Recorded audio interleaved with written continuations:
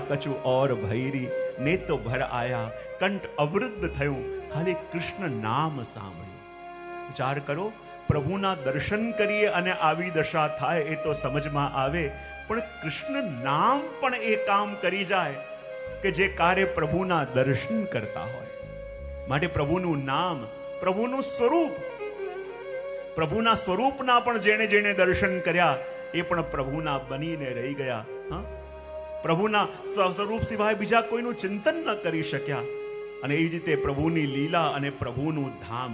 અને આ પ્રભુનું ધામ પણ એવું છે કે જે રીતે પ્રભુનું સ્વરૂપ મોહી લે એવી રીતે પ્રભુનું ધામ પણ મોહી લે. બોલે કેવી રીતે?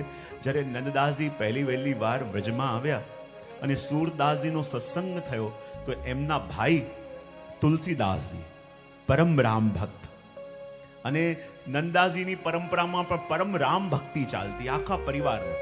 અને જ્યારે વ્રજમાં આવીને નંદદાસજી રોકાઈ ગયા અને પ્રભુનું સ્મરણ કરવા લાગ્યા, અને ત્યારે તુલસીદાસજીને ખબર પડી કે આ તો અમારા પરિવારનો છે, આપણા પરિવારમાં તો રામ ભક્તિ રહી છે, તો પછી આ જઈને કૃષ્ણનું નામ કેમ લે છે? એમને પત્ર લખ્યો અને પત્ર લખીને તુલસીદાસજીએ નંદાજીને સમજાયો કે જો મને લાગે છે કે તારું પાતિવ્રત ખંડિત થઈ રહ્યું છે. આપણા પરિવારમાં તો રામ ભક્તિ છે, આપણે રામને પોતાના સ્વામી માનીએ છીએ, તો પછી તારું મન આ વ્રજભૂમિમાં ખેંચાઈ કેમ રહ્યું છે? કૃષ્ણ તરફ કેમ ખેંચાઈ રહ્યું છે? ત્યારે નંદાજી કહ્યું, શું થાય? મને ખબર છે કે આપણા પરિવારમાં રામ ભક્તિ છે, પણ હું એ જાણું છું કે મારા લગ્ન તો રામ સાથે થયા, પણ હું શું કરું? જ્યાં રામની પ્રતીક્ષા કરતો હતો ત્યાં ક્યાંકથી શ્યામ સુંદર આવ્યા, અને શ્યામ સુંદરે મારું મન એવી રીતે મોહી લીધું કે હવે પ્રેમ મને એનાથી થઈ ગયો છે. અને જ્યારે તુલસીદાસજીને લાગ્યું કે હવે આ સમજશે નહીં, અને સમજાવવા માટે પોતે આવ્યા વ્રજમાં, અને પોતે વ્રજમાં આવ્યા અને કહેવા લાગ્યા કે જો મને ખબર છે જો તું આ વ્રજમાં રહીશ તો આ વ્રજની મોહિની એવી છે કે તને કૃષ્ણને ભૂલવા દેશે નહીં. આ વ્રજની મોહિની એવી છે કે તને પ્રભુને ભૂલવા દેશે નહીં. તું જ્યાં તારે તીર્થવાસ કરવો હોય ને, હું તને લઈ જવા તૈયાર છું. એ કહે કે જો તને કોઈ ગામ ગમે તો હું તને અયોધ્યા લઈ જાઉં, જો તને કોઈ પુરીમાં રહેવું ગમે તને કાશી લઈ જાઉં, જો તને પર્વત ગમે તો હું ચિત્રકૂટ લઈ જાઉં, જો તને વન ગમે તો હું દંડકારણ્ય લઈ જાઉં. તું જે કહે ત્યાં તને લઈ જાઉં. આ એ સ્થાન છે કે જ્યાં ભગવાન રામે બધાના કામ પૂરા કર્યા છે. ત્યારે નંદાસજી કહે, જ્યારથી વ્રજમાં આવ્યો, જ્યાં તમે લઈ જવા માંગો છો એ ઓપ્શન હવે હું તમને આપું છું કે જો ગિરી રૂચે તો બસો ગોવર્ધન, જો તમને પર્વતની ઈચ્છા હોય તો આવો શ્રી ગિરિરાજજી આપણે જઈએ, ગામ રૂચે તો બસો નંદગાંવ, ગાંવ ગમે તો નંદગાંવ જઈએ, નગર રૂચે તો બસો મધુપુરી, શોભા સાગર અતિ અભિરામ, સરિતા રૂચે તો બસો યમુના તટ, सकल मनोरथ पूर्ण काम, नंददास कानन रुचे तो बसो भूमि वृंदावन धाम. જ્યાં આપ કહો ત્યાં આપને લઈ જવા તૈયાર છું. તો વિચાર કરો, નંદદાસજી જેવા ભક્તનું મન પણ આ વ્રજભૂમિએ હરી લીધું. અને આ વ્રજભૂમિ કેવી છે? ગોપી ગીતમાં ગોપીઓ પણ ગાય છે ને, જયતિ તેરિકમ જન્મના श्रयत इंदिरा सश्वत दयित दृश्यता दीक्षुतावका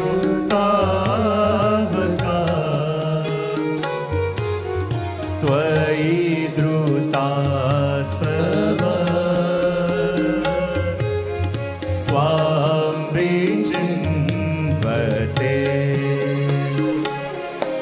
जयति तेधिकम जन्म नाव्रज श्रयत इंदिरा સ્વશદત્રે.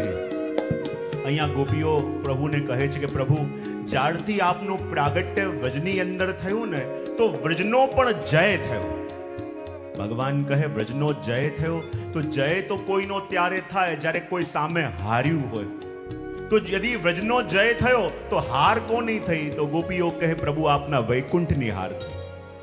ભગવાન કે મારા વૈકુંઠની હાર થઈ? બોલે હા, અમારા વ્રજ પાસે તો એ છે જે આપના વૈકુંઠ પાસે ક્યારે પણ ન હોય. વૈકુંઠમાં તો આપ નિત્ય બિરાજો છો, પણ આ વ્રજની ભૂમિ એ છે જ્યાં આપે પોતે પ્રાગટ્ય લેવું પડ્યું છે, જ્યાં પોતે આપે આવવું પડ્યું છે. અને વ્રજ પાસે એ છે કે જે આપના વૈકુંઠ પાસે ક્યારે પણ ન હોઈ શકે. અને એટલા માટે જ્યારે આપનું પ્રાગટ્ય વ્રજમાં થયું, અમારા વ્રજનો પણ જય થયો. એ વાત અહીંયા કહે છે. અને જુઓ આ વ્રજભૂમિ શું છે. હમણાં આપણે જે વ્રજ જોઈએ છે એ વ્રજ પ્રગટ ક્યારે થયું? હમણાં જ્યારે વ્રજના દર્શન કરવા માટે આપણે વ્રજમાં જઈએ છીએ, એ વ્રજ કોણે સિદ્ધ કર્યું? આવો તમને થોડા પાછળ લઈ જઈએ. જ્યારે ભગવાને આસુર વિહામો લીલા કરી યા સ્વધામ ગમન કર્યું, અને કહેવાય કે જે વખતે ભગવાન એ પ્રહાસ ક્ષેત્રની અંદર બિરાજમાન થયા, જરા નામનો શિકારી આવ્યો અને શિકારીએ જ્યાં તીર માર્યું, તીર પ્રભુના ચરણોમાં વાગ્યું. અને જે લીલાને આપણે ત્યાં આસુર વિહામો લીલા કહેવાય, ભગવાન સ્વધામ ગમન કરવાની લીલા કરી. અને કહેવાય જે દિવસે ભગવાને સ્વધામ ગમન કર્યું લૌકિક જીવો માટે, કહેવાય છે એ જ દિવસે દ્વારિકા પણ ડૂબી ગઈ અને આખું વ્રજ નષ્ટ થઈ ગયું. જ્યાં જ્યાં પ્રભુએ લીલા કરી હતી એ લીલાના કોઈ પણ સ્થાન રહ્યા નહીં, આખું સ્થાન નષ્ટ થઈ ગયું. ને જ્યારે ભગવાને સુધામ ગમન કર્યું, કહેવાય યાદવોનો પણ નાશ થયો, આખી દ્વારિકા ડૂબી ગઈ, પણ બચ્યા તો 16,000 રાણીઓ બચ્યા. અને સાથે સાથે ભગવાનના પૌત્ર કહેવાય ને વજ્રનાભજી, અનિરુદ્ધલાલજીના પુત્ર વજ્રનાભજી, એ વજ્રનાભજી બચ્યા. અને ખાલી આટલા લોકો રહ્યા તો અર્જુન એમને પોતાની સાથે હસ્તિનાપુર લઈ આવ્યો. હવે હસ્તિનાપુર લઈ આવ્યા, પણ જ્યારે ભગવાન સ્વધામ ગમન કરે છે, આખી દ્વારિકા જલમાં ડૂબી, આખું વ્રજ નષ્ટ થઈ ગયું. અને ત્યારે યુધિષ્ઠિરે વજ્રનાભજીને કહ્યું કે આ વ્રજના અધિકારી આપ છો, અને એટલા માટે વ્રજનું રાજ તિલક યુધિષ્ઠિરે વજ્રનાભજીને કર્યું. અને જ્યારે વજ્રનાભજીને રાજા બનાવ્યા, પણ ત્યાં કોઈ પ્રજા નહીં, આખું વ્રજ ઉજ્જળ, ત્યાં કોઈ ગામ નહીં, કોઈ પ્રભુના ચિહ્ન નહીં, કોઈ પ્રભુની નિશાની નહીં. અને એવા સ્થાનના રાજા જ્યારે વજ્રનાભજીને બનાવ્યા, અને ત્યારે વજ્રનાભજી વિચાર કરવા લાગ્યા કે આ સ્થાનમાં મને રાજા તો બનાવ્યા, પણ પ્રજા વિના હું રાજ કરું તો કોનું રાજ કરું? આખું વ્રજ નષ્ટ થઈ ગયું છે. એક પણ એવું તત્વ નથી કે જે આપણને કહે કે આ વ્રજની ભૂમિ છે, હું કરું તો શું કરું? થોડા દિવસ થયા, ના કાકા પરીક્ષિત એમને મળવા માટે આવ્યા. અને પરીક્ષિતે કહ્યું કે શા માટે ચિંતા કરો છો? બોલે ચિંતા એ છે કે મને વ્રજની રાજગાદી સોંપવામાં આવી છે, મને વ્રજનો રાજા બનાવવામાં આવ્યો છે, પણ આ વ્રજમાં હું રાજ કરું તો કોનો રાજ કરું? અહીંયા કોઈ મનુષ્ય રહેતા નથી. આખું વ્રજ પ્રભુના પધારવાથી આખું નષ્ટ થઈ ચૂક્યું છે, અને આ નષ્ટ વ્રજમાં હું રાજ કોનું કરું? અને ત્યારે પરીક્ષિતે કહ્યું, જો નંદરાયજીના જે પુરોહિત છે શાંડિલ્ય મુનિ, તમે એ શાંડિલ્ય મુનિ પાસે જાઓ અને શાંડિલ્ય મુનિ તમને એનો ઉપાય બતાવશે. જો આ કથા આપણે જે શ્રવણ કરી રહ્યા છે, આ કયા પુરાણ અંતર્ગત છે? સ્કંદ પુરાણ. અને સ્કંદ પુરાણની અંદર આ વર્ણન આવે છે કે ત્યારે એ મળીને ગયા શાંડિલ્ય મુનિ પાસે, અને શાંડિલ્ય મુનિની પાસે જોઈને હાથ જોડીને વંદન કર્યા અને વિનંતી કરતા કહ્યું કે જો મને અહીંના રાજા બનાવવામાં આવ્યા છે, પણ પ્રભુના પધારવા પછી આખું વ્રજ નષ્ટ થઈ ચૂક્યું છે.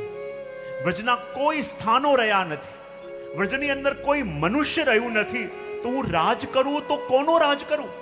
અને અહીંયા ઉજ્જળ ભૂમિમાં હું કેવી રીતે રહું? આપ મને ઉપાય બતાવો. ત્યારે શાંડિલ્ય મુનિ કહે, કોણ કહે છે આ વ્રજ ખાલી છે? કોણ કહે છે કે વ્રજમાં કોઈ નથી રહેતું? જ્યારે આ વ્રજની અંદર કોઈ નતું, ત્યારે પણ મારા પ્રભુ નિત્ય હતા. જ્યારે પ્રભુની અંદર બધે ખૂબ અલૌકિક વાતાવરણ હતું, ત્યારે પણ પ્રભુ હતા. જ્યારે આજે વ્રજમાં કોઈ નથી, ત્યારે પણ મારા પ્રભુ અહીંયા નિત્ય વિહાર કરી રહ્યા છે. એવું એક ક્ષણ માટે પણ એમ ન માનતા કે વ્રજમાં કોઈ પણ ક્ષણે પ્રભુ વ્રજ છોડીને પધાર્યા હોય, યા કોઈ પણ ક્ષણે પ્રભુની ઉપસ્થિતિ વ્રજમાં ન હોય. વ્રજ એટલે શું? વ્રજ એટલે વ્યાપીને રહેવું. અને વ્રજના કણ કણમાં, વ્રજના અણુ અણુમાં ભગવાન વ્યાપ્ત છે. અને એમની આત્મા એ સ્વયં રાધાજી છે. અને રાધાજી સાથે પ્રભુ અહીંયા નિત્ય બિરાજે છે. પણ દેખાતા કેમ નથી? બોલે જલની અંદર જેમ શીતળતા દેખાતી નથી, એવી રીતે આ વ્રજમાં કૃષ્ણ દેખાતા નથી. પણ છતાં એક પણ વ્રજની કણ એવી નથી જેમાં કૃષ્ણ ના હોય. વ્રજની એક પણ એવી ભૂમિ નથી કે જેમાં રાધા અને કૃષ્ણ ના હોય. તો હું શું કરું? એવું કરો, જે જે સ્થાન ઉપર પ્રભુએ જે જે લીલા કરી હોય, તમે એ સ્થાન પર જાઓ અને એ સ્થાન પાછા પ્રગટ કરો. નાના નાના ગાંવ વસાવો, નાના નાના કુંડ વસાવો, અને જે જે સ્થાનમાં પ્રભુએ જે જે લીલા કરી છે એ બધા સ્થાનો નિર્મિત કરો. અને કહેવાય ત્યારે શાંડિલ્ય મુનિના ઉપદેશને માન આપીને શાંડિલ્ય મુનિએ કહ્યું, જો નાના નાના ગાંવ, એના નામ નંદગાંવ રાખજો, બરસાના રાખજો, ગોવર્ધન રાખજો, મથુરા રાખજો. જે જે સ્થાનમાં પ્રભુની લીલા થઈ એ લીલાને અનુકૂળ ત્યાં નામાભિધાન કરજો. અને એમ વિચાર કરી આખું વ્રજ વજ્રનાભજીએ પાછું વસાયું. અને જ્યારે નવું વ્રજ વજ્રનાભજી વસાયું, એમાં 12 વન, 24 ઉપવન, 360 કુંડ, 9 દેવી, 8 મહાદેવ, 8 દાઉજી, 4 પોખર, 4 ઉખર, 8 સરોવર, 5 પર્વત, 7 ચરણ પહાડી, 9 શિલા, 9 વડ, 11 કુવા, 4 કદમખંડી, 6 ઝૂલા. એવી રીતે આખું વ્રજ નિર્મિત કર્યું. અને આખું વ્રજ નિર્મિત કર્યું. ગોકુલ ગાંવ વસાવ્યું, ગોવર્ધન વસાવ્યું, બરસાના, વૃંદાવન વસાવ્યું. અને એવા ગામ વસ્યા કે જેના માટે ભક્તોએ ગાયું કે શ્રી યમુના ગિરિરાજ જું વ્રજ મંડલ સુખધામ. શ્રી યમુના ગિરિરાજ જું વ્રજ મંડલ સુખધામ, જાકે મન में वे बसे ताके पूरन काम. કહેવાય આ શ્રી યમુનાજી, આ ગોવર્ધન ગિરિરાજજી, આ બરસાના, આ ભૂમિ એવી છે કે જેના મનમાં પણ વસે ને એના બધા કામ પૂરા થાય. જો આપણે ત્યાં કહેવાય કે આટલા તત્વ એ છે કે જે બધાના મનોરથ પૂરા કરે. બોલે કયા કયા? તો કહ્યું, એક ચિંતામણી, એક કલ્પવૃક્ષ, અને ત્રીજું છે કામધેનુ ગાય. કેટલી વસ્તુ મેં કહી? કયા કયા? ચિંતામણી, કામધેનુ અને ચિંતામણી કોને કહેવાય? એની પાસે આવીને જે ઈચ્છા કરો ને એ ઈચ્છા પૂરી થઈ જાય એને કહેવાય ચિંતામણી. કામધેનુ ગાય કોણ છે? એની પાસે આવીને જે કામના કરો એ કામના પૂરી કરી દે. અને કલ્પવૃક્ષ શું છે? જેની છાંવમાં તમે બેસો, છાંવમાં બેઠા તો તમારી કોઈ પણ ઈચ્છા બાકી ન રહે. આમાંથી એક મળે તો પણ જીવન તરી જાય. આપણે કેવા ભાગ્યશાળી વૈષ્ણવ કે આપણને તો આ 3 આ જીવનમાં મળ્યા છે. શ્રી વલ્લભ, શ્રીજી, શ્રી ગિરિરાજજી, આ બધા કોણ છે? આ કામધેનુ, ચિંતામણી અને કલ્પવૃક્ષ છે. એક મળે તો પણ સર્વ કામ થાય. પણ આપણને તો વલ્લભ શ્રી યમુનાજી અને શ્રી ગિરિરાજજી રૂપી આ 3 મળ્યા છે. ને જ્યારે આ 3 મળે તો પછી એ જીવન ધન્ય કેમ ન થાય? એમાં કોઈ આશ્ચર્ય નથી. અને જો વજની મહત્તા તો એટલી બધી વધારી દીધી. કહેવાય કે વૈકુંઠ અને વજમાં શું ભેદ? કહેવાય કે વૈકુંઠની અંદર ભક્તો ભગવાનની સેવા કરે, પણ આ વ્રજ એવું છે કે જેમાં ભગવાન એમના ભક્તોની સેવા કરે છે. જ્યારે ગોપીઓ ગાગર ભરવા માટે યમુનાજી પર જાય અને જ્યાં પ્રભુ સામે દેખાય તો પ્રભુને આવીને કહે, અરે પ્રભુ, અરે કન્હૈયા, એસે કર હમારી ગાગર માથે ચઢા દે. અને પ્રભુ ભાગતા ભાગતા આવે અને ગોપીઓની ગાગર લઈને ગોપીઓના માથે ચઢાવે. તો જ્યાં ભગવાન ભક્તોની સેવા કરે એ વ્રજ. વૈકુંઠમાં કહેવાય કે વેદો ગાન કરીને પ્રભુને રીઝવે, અને વૈકુંઠ અને વ્રજમાં પ્રભુ વેણુનાદ કરીને એમના ભક્તોને રીઝવે છે. બોલે જે સુખ વ્રજમાં છે એ સુખ બીજે ક્યાંય મળી ન શકે. અને એટલા માટે તો ભક્તો પણ કહે કે પ્રભુ, જે સુખ અમને વ્રજમાં મળે એ તો આપના વૈકુંઠમાં પણ ન મળે. અને એટલે આપણા ભક્તોએ ગાયું ને કે કહા કહો કરો વૈકુંઠ હી જાય. પ્રભુ વૈકુંઠ જઈને કરું તો શું કરું? કારણ કે જે કૃપા અને જે સુખ આપ વ્રજવાસીઓને આપો છો એ સુખ તો આપ વૈકુંઠમાં રહેનારા જીવોને પણ મળતા નથી. અને માટે ભગવદીઓ ગાયું કે કહા કરો વૈકુંઠ હી, જાય દર્શન કરીએ એનો અર્થ.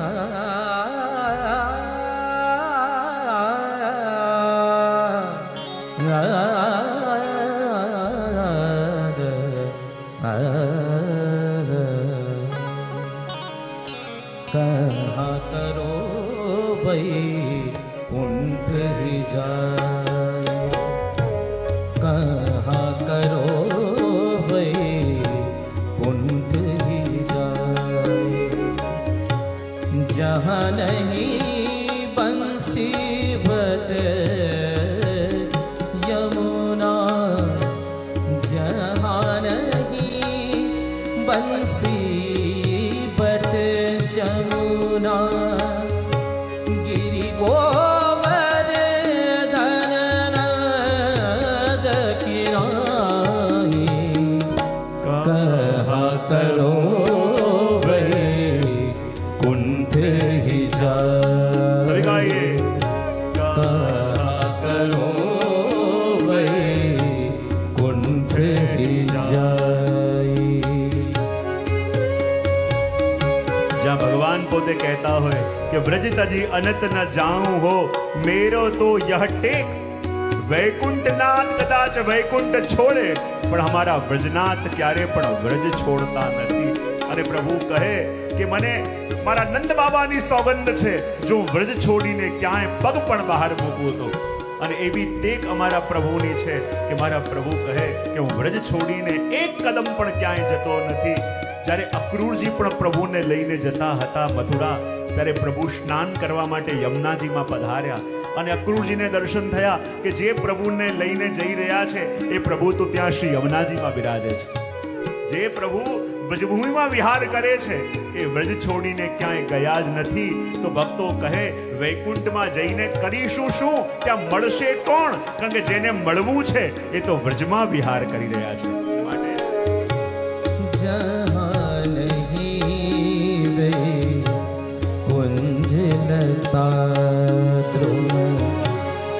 मंद सुगंध बहत नहीं वाए, कोकिल मोर हंस नहीं कूजत, कोकिल मोर हंस नहीं कूजत, ताको बसी वो कहाँ सुहाई, कहा करो वैकुंठ ही जाए. सभी गाइए, कहा करो वैकुंठ ही जाए. ગોપીઓ કહે એ વૈકુંઠમાં જઈને શું કરીએ? જ્યારે ભગવાન ચાલતા ચાલતા આવતા હોય ને જ્યાં ભગવાન વેણુનાદ કરે અને પ્રભુના સ્વરમાં સ્વર મિલાવીને જ્યાં કોકિલાઓ સુંદર ગાન કરવા લાગે, જ્યાં સુંદર શુક મયુર નૃત્ય કરવા લાગે, શું વૈકુંઠની અંદર જ્યારે પ્રભુ પધારે એમને જોઈને ગાવા વાળી કોકિલા ત્યાં છે? બોલે નહીં.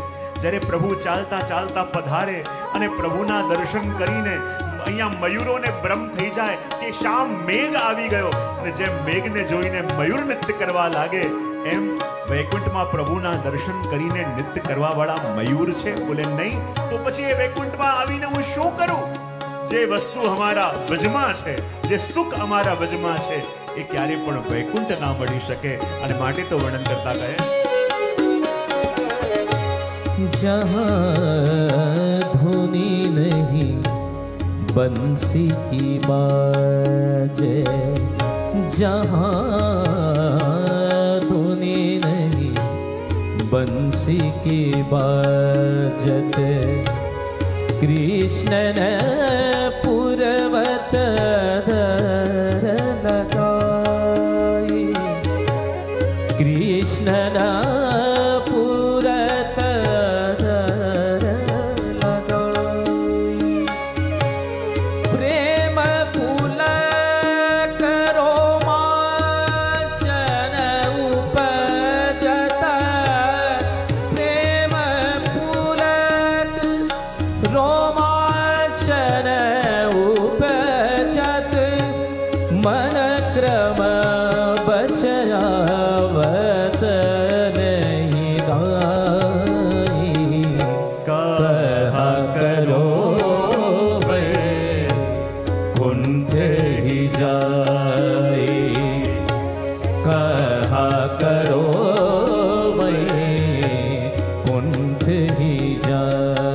ગોપીઓ કહે, શું ત્યાં વેણુ વગાડીને વિચલિત કરવા વાળા પ્રભુ અમને મળશે?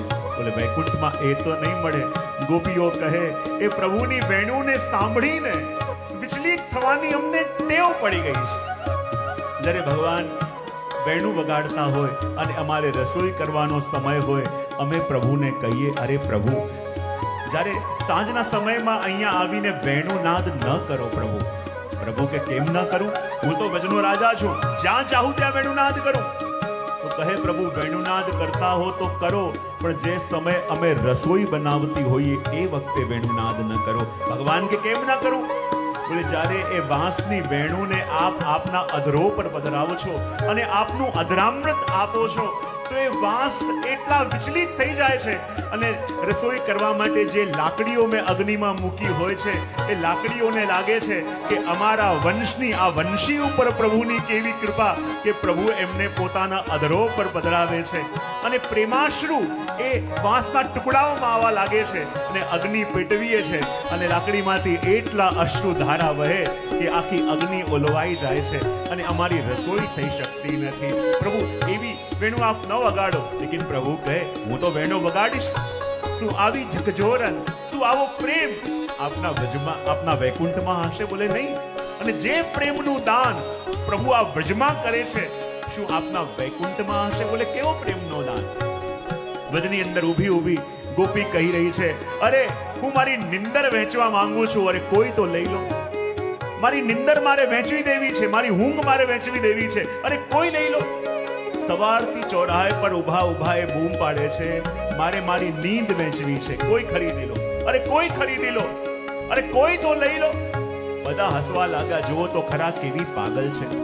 પોતાની નીંદ વહેંચવાની વાત કરે છે, પોતાની આંખની નિંદર વહેંચવાની વાત કરે છે.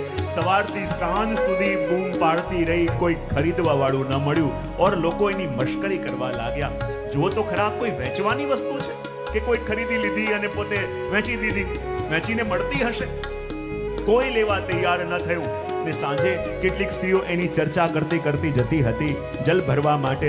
એક સખી જોડે પણ હતી અને કહે, જો પેલી સખી કેવી પાગલ છે. સવારથી ઊભી છે વજનના ચોરાહે પર અને કહી રહી છે, મારે મારી નિંદર વહેંચવી છે, કોઈ ખરીદો, કોઈ લઈ લો, જે ભાવ કોઈમાં આપવા તૈયાર છું. અને બધી હસવા લાગી. પણ એક સ્ત્રીએ કહ્યું, એક ગોપીએ કહ્યું, અરે નિંદર વહેંચાઈ રહી છે. બોલે ક્યાં? બોલે ચોરાયા ઉપર. અને એણે પોતાના જલની મટકી ફેંકી અને ભાગી અને કહે, બતાવ આ નિંદર તું કયા ભાવમાં વહેંચવા માંગે છે? હું મોલ ભાવ પણ નહીં કરું, હું કોઈ ભાવ પણ નહીં કરાવ. તું જે ભાવ કે આપવા કબૂલ, મને નિંદર આપી દે, મને તારી નિંદર આપી દે, મને તારી ઊંઘ આપી દે. પેલી ગોપી કહે, આ એક છે કે જે પોતાની નિંદર વહેંચે છે અને આ છે નિંદર ખરીદવા આવી છે. એ કહે, બતા મને તારી નિંદર તું ખરીદવા કેમ આવી છે? તારી નિંદર કેમ જોઈએ છે? બોલે એટલા માટે હું નિંદર ખરીદવા આવી છું કે જ્યારે પ્રભુના દર્શન હું કરતી હતી અને પ્રભુના દર્શન કરતી કરતી મેં પ્રભુને કહ્યું, પ્રભુ આપ મને દર્શન આપવા ક્યારે પધારશો? અને પ્રભુએ મને કહ્યું કે જો હું આ દિવસે તને મળવા માટે આવીશ, અને જે દિવસે પ્રભુએ મને કહ્યું કે આ દિવસે મળવા માટે આવીશ, એ દિવસથી મારી નિંદર ઉડી ગઈ. હું રાહ જોઉં પ્રભુ ક્યારે મળે, એ દિવસ ક્યારે આવે, એ દિવસ ક્યારે આવે. એમ કરતા કરતા આટલા દિવસ વીત્યા અને જે દિવસે પ્રભુ આવવાના હતા આટલા દિવસથી સૂતી નથી, તો એ જ દિવસે મને નિંદર આવી ગઈ. અને એ દિવસે નિંદર આવી અને પ્રભુના દર્શન ન થયા, તો આ નિંદર મારે જોડે રાખવી જ નથી, વહેંચી દેવી છે. આ મારી પાસે રે તો મને હેરાન કરે ને, મારે વાંચ વેચી દેવી છે. સખી તું બતા, તારે આ નિંદર ખરીદવી કેમ છે? હું તો વેચવા માટે આવી છું, સમજમાં આવે, પણ તું આ લેવા માટે કેમ આવી છે? એ કહે, મને તો પ્રભુના દર્શન દુર્લભ છે, મેં તો ક્યારે પ્રભુના દર્શન કર્યા નથી, પણ મને સ્વપ્નની અંદર પ્રભુ રોજ આવીને દર્શન આપતા અને રોજ સ્વપ્નમાં દર્શન આપતા અને મને એવો આનંદ આવતો. મેં પ્રભુને કહ્યું, પ્રભુ આપ મને ક્યારે મળશો? પ્રભુ ક્યારે કૃપા કરશો? અને પ્રભુએ કહ્યું કે આ દિવસે હું તને મળીશ. અને જ્યાં એમણે કહ્યું કે આ દિવસે હું તમને મળીશ, એ દિવસથી મને નિંદર આવવાની ચાલી ગઈ. અને જે પ્રભુને મળવાનો સહારો મારો શું હતો? બોલે નિંદર. જ્યારે પ્રભુ મળે તો ક્યારે મળે? જ્યારે નિંદર આવે. ને જ્યારે પ્રભુએ મળવાનું કહ્યું એ દિવસથી નિંદર ચાલી ગઈ. નિંદર જ ના આવે તો હું એવી હેરાન થઈ ગઈ કે ઊંઘ આવે કે પ્રભુ મને મળે. એટલે મને જ્યારે ખબર પડી કે અહીંયા કોઈ જીવ એવો છે, કોઈ ગોપી એવી છે જે પોતાની નિંદર વહેંચવા માટે આવી છે, તો સૌથી પહેલી ગ્રાહક હું છું. જે ભાવ કહે આપવા તૈયાર, જે કિંમત કહે આપવા તૈયાર, પણ મને નિંદર આપ. કારણ કે નિંદર આપીશ તો નિંદર આવશે, નિંદર આવશે તો સ્વપ્નમાં પ્રભુ મને આવીને મળશે.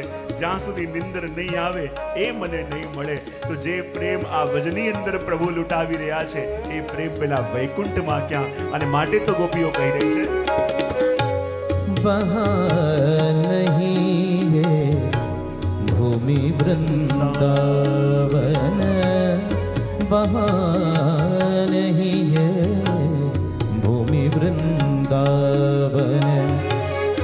बाबा नंद यशोमती माई, बाबा नंद यशोमती माई, गोविंद प्रभु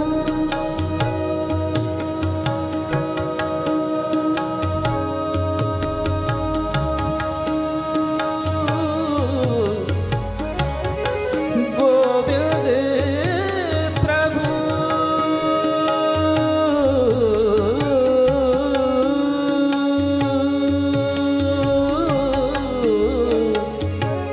गोविंद प्रभु तजी नंद सुवन हो, ब्रज तज वहाँ बसे मेरी बलाई। कहा करो वही कुंठ ही जाई, कहा करो वही અને બ્રજ શું છે? जाई। 4 કરોડ જ્યારે શ્રી ગુસાઈજીની પાસે શ્રી મહાપ્રભુજીના ભાઈ કેશવપુરીજી આવ્યા અને કહેવા લાગ્યા કે મારે બહુ મોટો મઠ છે પણ કોઈ ઉત્તરાધિકારી નથી. શ્રી ગુસાઈજીને કહે આપનો પરિવાર તો મોટો છે, એવું કરો આપના કોઈ એક બાલક મને ગોદ આપી દો, અને કોઈ એક બાલક ગોદ આપી દો તો મારી કરોડોની જે સંપત્તિ છે, જે મારું મઠ છે, એના ઉત્તરાધિકારી હું એમને બનાવી દઉં. અને કહેવાય બધા લોકો આવીને ના પાડી ગયા કે પ્રભુ અમારે વ્રજ છોડીને ક્યાંય જવું નથી. પ્રભુ વ્રજ છોડીને ઇન્દ્રની સંપત્તિ મળે તો પણ અમારે કોઈ કામની નહીં. અને ઘરમાં સૌથી નાના હતા કલ્યાણરાયજી.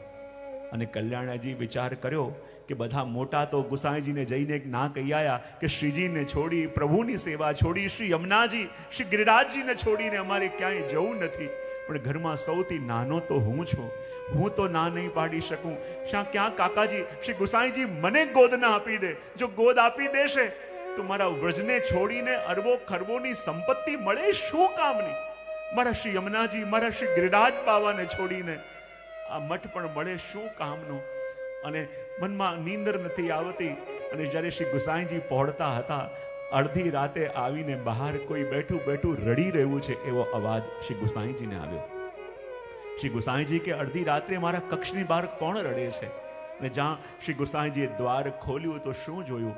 નાનકડા કલ્યાણરાયજી બેઠા બેઠા રડી રહ્યા છે. શ્રી ગુસાઈજી કહું બાબા તમે કેમ રડો છો? આપણા ત્યાં શ્રીજી બિરાજે છે, આપણે માથે શ્રીજી બિરાજે, પછી આપણને ભય કેવો? કેમ રડો છો? ત્યારે કલ્યાણરાયજી કહ્યું કે મને આજે ભય લાગી રહ્યો છે. બોલે શેનો ભય લાગી રહ્યો છે? ત્યારે કલ્યાણરાયજી કહે કે આપ મારા મસ્તક ઉપર હાથ પધરાવીને મને વચન આપો તો જ મારો ભય દૂર થાય. શ્રી ગુસાઈજી માથે હાથ પધરાવ્યો અને કહે બાબા તમે જે માંગો તે આપું, બતાવો શું જોઈએ છે? ને ત્યારે નાનકડા કલ્યાણરાયજીએ ગાયું કે હું વ્રજ માંગનો છું, વ્રજ તજી અનત ન જાઉં. કે એટલું જ માંગુ છું કે કૃપા કરીને મને વ્રજથી ક્યારે પણ દૂર ન કરતા. મને ભલે કોઈ પણ નાની સેવા આપો હું કરીશ, પણ મને વ્રજ છોડીને ક્યારે દૂર ન મોકલતા. કારણ કે પ્રભુની સેવા છોડી, આ વ્રજ છોડીને જો આ ઇન્દ્રનું રાજ પણ મળે તો શું કામનું? અને આ તો એ વ્રજ છે. વિચાર કરો, ભગવાન પણ જ્યારે મથુરા ગયા અને મથુરા જઈને પ્રભુનો જન્મ દિવસ હોય અને જે વ્રજ તરફ દ્રષ્ટિ કરતા કરતા રડતા હોય, ને જ્યાં ઉદ્ધવજી આવીને પૂછ્યું કે પ્રભુ આજે આપનો જન્મ દિવસ, આખી મથુરા નગરી દુલ્હનની જેમ સજાવવામાં આવી છે, તો પ્રભુ આપના આંખોમાં અશ્રુ કેમ? અને એ વખતે પ્રભુએ કહ્યું, ઉધો મોહી બ્રજ બિસરત નાહી. હે ઉધવ, હું મારા વ્રજને ભૂલી શકતો નથી. વિચાર કરો, જે પ્રભુ વ્રજની સુધી પ્રભુને આવે અને પ્રભુની આંખો પણ ભીની થઈ જાય. પ્રભુ કહે, જે દિવસથી હું વ્રજમાંથી આવ્યો છું, હું સૂઈ શકતો નથી. જ્યારે હું નેત્ર બંધ કરું, મને મારી યશોદા મૈયા દેખાય, મારા નંદ બાવા દેખાય, મારી ગૈયા મને દેખાય છે, મારી ગાયો મને પોકારી રહી છે એવું મને લાગે છે. ને ત્યારે ઉદ્ધવજી કહે, જો પ્રભુ આપને વ્રજ એટલું જ પ્રિય છે તો વ્રજ છોડીને આપ મથુરા કેમ આવ્યા? ત્યારે ભગવાને કહ્યું કે જે વ્યક્તિ ઉપર બહુ કરજો વધી જાય, પછી એને ગામ છોડીને બીજે ચાલ્યા જવું પડે. અને આ વ્રજવાસીઓએ મને એટલો પ્રેમ આપ્યો, એટલો પ્રેમ આપ્યો.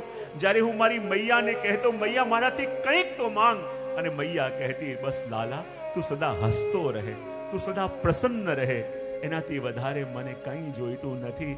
આ એ વ્રજ છે કે જે વ્રજવાસીને હું માંગવાનું પણ કહું ને તો એ મારી પાસે મારી પ્રસન્નતા જ્યાં માંગવામાં આવે છે એને વ્રજ કહેવાય છે.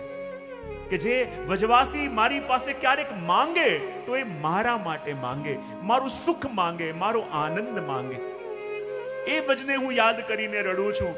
ને ત્યારે ઉદ્ધવજીએ કહી દીધું, પ્રભુ ક્ષમા કરજો, જે વ્રજને યાદ કરી કરીને આપ રડો છો, એવું વ્રજમાં શું છે જે અહીંયા મથુરામાં નથી? પ્રભુ, આપ એ યશોદા મૈયાને યાદ કરીને રડો છો, એ નંદ બાવાને યાદ કરીને રડો છો કે જેમને આપે તો પોતાના માતા પિતા માન્યા, પણ એમણે પોતાના પુત્ર આપને ક્યારે પણ ગણ્યા જ નથી. આપ એ નંદ બાવાને યાદ કરીને રડો છો કે જેની પાસે અનેક સેવકો હતા તો પણ ગાય ચરાવવા માટે આપને મોકલતા. આપ તો એને પોતાના પિતા માનો છો, પણ એમણે આપને પોતાના પુત્ર નથી માન્યા. એ યશોદા મૈયાને યાદ કરીને રડો છો કે જે આપને માખણ પણ ખાવા નથી દેતી. એવું કયું સુખ છે જે મથુરામાં નથી? અને એવું કયું સુખ છે જે પેલા વ્રજવાસીઓએ આપને આપ્યું હતું? યાદ તો એની આવે, યાદ તો માણસ એને કરે કે જ્યાં એને સુખ મળ્યું હોય. અને મને એવું નથી લાગતું કે એવું કોઈક સુખ પેલા વ્રજવાસીઓએ આપને આપ્યું હોય કે જેને યાદ કરીને આપની આંખોમાં આજે આંસુ આવી જાય. અને ત્યારે પ્રભુ કહે, ઉદ્ધવ તને શું બતાવું? અહીંયા રાજાધિરાજ કહેવા વાળા બહુ છે, અહીંયા 56 ભોગની સામગ્રીઓ છે, પણ શું કહું, અહીંયા રાજાધિરાજ કહેવા વાળા તો બહુ છે, પણ મારા કાન તરસી ગયા છે મારા મૈયાના મુખથી કનવા સાંભળવા માટે. અહીંયા 56 ભોગની સામગ્રી તો છે, પણ હું તરસી ગયો છું મારા મૈયાના હાથની એ માખણ અને રોટી લેવા માટે. હું એના માટે તરસી રહ્યો છું. અને હે ઉદ્ધવ, શું બતાવું? એટલે હું ભજને ભૂલી શકતો નથી. અને કહેવાય કે જ્યારે ઉદ્ધવજી ભજમાં ગયા પ્રભુનો સંદેશ લેવા માટે, પ્રભુનો સંદેશ લઈને ગયા, અને કહેવાય ગોપીઓએ ત્યાંના કણ કણમાં એમને કૃષ્ણના દર્શન કરાવ્યા. અને જ્યારે કૃષ્ણના દર્શન કરાવ્યા ત્યારે ઉદ્ધવજીને લાગ્યું, અરે જુઓ, જે પ્રભુનો સંદેશ લઈને ગોપીઓ પાસે ગયો એ તો ગોપીઓના રોમ રોમમાં કૃષ્ણ બિરાજે છે. અને જ્યારે વ્રજમાં પાછા આવવાના હતા ને ત્યારે સૌથી પહેલા આવતા પહેલા યશોદા મૈયાને મળવા માટે ગયા. અને યશોદા મૈયાને મળવા માટે ગયા અને કહે કે હું પ્રભુ પાસે જાઉં છું, કઈ સંદેશ આપવો છે? ત્યારે યશોદા મૈયાની આંખોમાં અશ્રુ આવ્યા. એટલું જ બોલ્યા કે જઈને દેવકીજીને એમ કહેજો કે ક્યારેક ક્યારેક મારા લાલા પ્રસન્ન છે એ માનીને મન મનાવી લઉં છું, પણ જ્યારે એને જોવા માટે આ આંખો તડપી જાય છે ત્યારે એટલી વ્યાકુલતા થાય છે, જઈને એક સંદેશો દેવકીજીને આપજો કે બીજું કંઈ નહીં તો મને દાઈ બનાવીને તો તમારી પાસે રાખી લો. હું ઘરના કાર્ય કરીશ, માલી બનીને સેવા કરીશ, અને દેવકીજીને આપત્તિ હોય તો હું કૃષ્ણને ના કહી દઈશ કે મને માં કહીને ન બોલાવે, પણ પ્રભુના દર્શન થશે તો પણ મને લાગશે કે મારો મનોરથ પૂર્ણ થયો. અને જ્યારે ઉદ્ધવજી જતા હતા ત્યારે યશોદાજીએ કહ્યું કે દેવકીજીને શું ખબર કે મારો લાલો સવારે જાગે અને જાગતાની સાથે એને માખણ રોટી જોઈએ છે. ખબર નહીં આટલા દિવસથી મારા લાલાએ કંઈ લીધું હોય કે નહીં લીધું હોય. અને તાજું માખણની માટલી બનાવી ઉદ્ધવજીના હાથમાં આપી અને બીજા હાથમાં કહ્યું કે મારા લાલાને જ્યારે આનંદ આવે ત્યારે એને વાંસળી વગાડવી બહુ ગમે. જ્યારે અહીંયાથી ગયો તો અહીંયા જ મૂકીને ગયો છે, માટે લો આ વાંસળી પણ મારા લાલાને આપજો. ને જ્યારે ઉદ્ધવજીએ જોયું કે એક હાથમાં માખણની માટલી છે, એક હાથમાં વાંસળી છે, ઉદ્ધવ કહે આ વ્રજની ભૂમિનો કેવો પ્રભાવ કે જ્યારે વ્રજમાં આવ્યો ત્યારે મારા બંને હાથ ખાલી હતા, ને જ્યારે વ્રજમાંથી જઈ રહ્યો છું મારા બંને હાથ ભરેલા છે. આ વ્રજની ભૂમિનો કેવો પ્રભાવ કે જે ક્યારે પણ આપણને ખાલી ન જવા દે. આ વ્રજની ભૂમિ કેવી કે જે આપણને ક્યારે પણ એકલા ન રહેવા દે. અને એટલા માટે તો એ ભૂમિને યાદ કરી કરીને આપણા પ્રભુ પણ રડે છે કે મહે વ્રજ બિસરત નાહી. હું વ્રજને ભૂલી શકતો નથી, એ વ્રજ મારા રોમ રોમમાં છે. અને કહેવાય કે જ્યારે ઉદ્ધવજી પ્રભુને મળવા માટે મથુરા પહોંચ્યા ને, સૌથી પહેલા પ્રભુ ભાગતા ભાગતા ગયા અને ઉદ્ધવજીને જઈને ભેટ્યા અને કહેવા લાગ્યા, ઉદ્ધવ તું મારા વ્રજમાંથી આવી રહ્યો છે, તારા શરીર ઉપર મારા વ્રજની રજ લાગી હશે, મારા ગોપીઓના ચરણોની રજ તારા ઉપર લાગી હશે, એટલા માટે હું તને ભેટું છું કે એ વ્રજરજ મને લાગે અને હું ધન્ય થઈ જાઉં. એ ગોપીઓના ચરણોની રજ લાગે અને હું ધન્ય થઈ જાઉં. એ રજ કે જે વ્રજરજના સંબંધથી પ્રભુ પોતાને ધન્ય માને, એ ગોપીજનોના ચરણોના રજથી જે ઉદ્ધવ પોતાને ધન્ય માને, એ વ્રજને યાદ કરી કરીને પ્રભુ રડે. અને એ સુખ જે વ્રજમાં પ્રભુએ જીવોને આપ્યું, એ સુખ બીજે ક્યાં મળે? જે સુખ વ્રજવાસીઓને પ્રભુએ વ્રજમાં આપ્યું, કારણ કે ભગવાન તો સર્વત્ર છે, પણ વ્રજમાં કેમ પધાર્યા છે? પોતાના નિજજનોના મનોરથ પૂરા કરવા. અને જે પોતાના નિજજનોના મનોરથ પૂરા કરવા માટે પ્રભુ પધાર્યા છે, તો એ વ્રજને કોણ ભૂલી શકે? અને એટલા માટે તો કહ્યું, કહા કરો વૈકુંઠ હી જાય. હું વૈકુંઠ જઈને શું કરું? કારણ કે જે આનંદ, જે સુખ આ વ્રજની અંદર છે, એ સુખ બીજે ક્યાંય ન મળી શકે. અને એટલા માટે તો જ્યારે ભગવદ્ ગીતાનો ઉપદેશ ભગવાન કરતા હતા, ભગવદ્ ગીતાનો ઉપદેશ કરતા હતા, તો કેટલાક ચિંતકો કહે જે ભગવાન ક્યારે પણ વ્રજને ભૂલી શકતા નથી, તો ભગવદ્ ગીતાના ઉપદેશ આપતા આપતા આપે વ્રજને કેમ યાદ ન કર્યું? અને એટલા માટે તો કહેવાય કે ભગવાનને પણ યાદ આવ્યું કે મારા કોઈ પણ વ્યાખ્યાનની અંદર, મારી કોઈ પણ વાતમાં મારા વ્રજનો ઉલ્લેખ ન આવે, બની ન શકે. માટે કહું, સર્વ ધર્માન પરિત્યજ્ય મામ એકમ શરણમ વ્રજ. એમ કહી શકતા હતા, આગતા શરણમ હિમામ, મારા શરણે આવી જાય એમ કહી શકતા હતા, પણ શરણમ વ્રજ કેમ કહ્યું? મારા શરણમાં આવો, પણ વ્રજ શબ્દનો ઉપયોગ કેમ કર્યો? તો ચિંતકો અને ટીકાકારો કહે કે વ્રજ ઈવ વ્રજ, મારા શરણે આવો, પણ કેવી રીતે? કે જેવી રીતે એ વ્રજની ગોપીઓ આવી હતી. કેવી રીતે? સંતજ્જ સર્વ વિષયાન તવ પાદ મૂલમ. જે રીતે ગોપીજનો બધું છોડીને પ્રભુના શરણે આવી હતી, ભગવાને પાછી મોકલી તો પણ ગઈ નહીં. આપણે વ્રજમાં જઈએ છે, કોઈ પાછા મોકલે તો આવી આ ફરક. અને માટે અહીંયા કહ્યું કે વ્રજનું સ્મરણ કરતા કરતા ભગવાન કહે છે કે સંતજ્જ સર્વવિષયાન તવ પાદ મૂલમ. જે ગોપીઓએ કહ્યું કે જેવી રીતે મારી ગોપીઓ શરણે આવી એવી રીતે આવો, અને એવી રીતે આવશો તો વ્રજને પામશો. હવે જુઓ, વ્રજ યાત્રામાં આપણે નીકળવાનું છે, અને વ્રજ યાત્રામાં નીકળવાનું છે, પણ જ્યાં લઈ જતા પહેલા કમથી કમ એનો પરિચય કરાવું તો પછી ક્યાં જઈએ છે એની મહત્તાને સમજીએ ને આપણે. હું તમને લઈ જાઉં પણ ત્યાંના મહત્તાને ન સમજો તો જેવી રીતે તમે બીજે ફરવા જાઓ છો ને, એવી રીતે ત્યાં પણ જઈ આવો. ત્યાં જઈ આવો તો પછી એ યાત્રા કંઈ કામની ન રહે. અને એટલા માટે આપણે ત્યાં કહ્યું છે કે યાત્રા એટલે શું? તો યાત્રાની વ્યાખ્યા આપતા કહે છે, યાતિ તાત્રોમાત્મનમિતિ યાત્રા. આત્માના ઉદ્ધાર માટે જવું એનું નામ યાત્રા. જરા બોલી જાઓ આ લાઈન. આત્માના ઉદ્ધાર માટે જવું એનું નામ યાત્રા. પણ આપણે યાત્રા શબ્દ બદલી કરી નાખ્યું જાત્રા. શું કરી નાખ્યું? એ જાત્રાની વ્યાખ્યા શું થાય? તો આપણે ત્યાં કહેવાય છે, જાયતે અન્યેષામ ત્રાતા તેતી જાત્રા. બીજાને ત્રાસ આપવા માટે જવું એને કહેવાય જાત્રા. જાત્રાની વ્યાખ્યા શું થાય? બીજાને, જરા ભાવથી બોલો તો સહી, ત્રાસ આપવા માટે જવું એને કહેવાય જાત્રા. યાત્રા એટલે આત્માના ઉદ્ધાર માટે જ્યાં જવું પડે એને કહેવાય યાત્રા, અને બીજાને ત્રાસ આપવા માટે જઈએ એને કહેવાય. તો આપણે કાયમ શું કરીને આવીએ છીએ? જાત્રા. બહુ સરસ.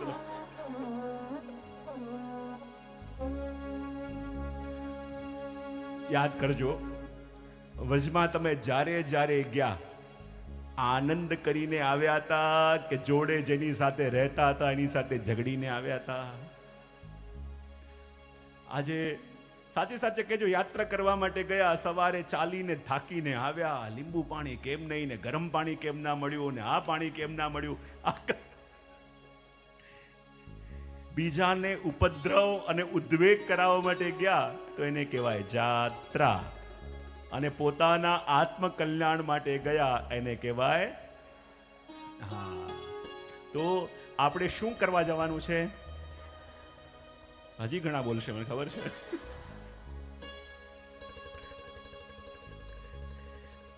ઘણી વાર હું કહેતો હોઉં ને, 40 દિવસ યાત્રામાં ગયા પણ એક પાલમાં જેની સાથે રહીને આવ્યા, જ્યારે પાછા આવે એકબીજા બોલવાનો વ્યવહાર ન રહે. પછી 1 મહિના સુધી ફોન ચાલતા રહ્યા કે તારી બંગડી મારી પાસે આવીને મારી કોઈક વસ્તુ મળતી નથી, તે લીધી કે આણે લીધી. ત્યારે એને શું કહેવાય? જાત્રા. તો આપણે આ 5 દિવસ ક્યાં જવાનું છે? બહુ સરસ. જ્યાં આપણને સાચવવા પડે ત્યાં યાત્રા, અને આપણે સચવાઈ જઈએ એને કહેવાય જાત્રા. શું કીધું?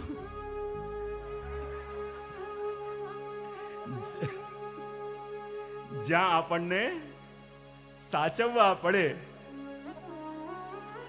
એને શું કહેવાય?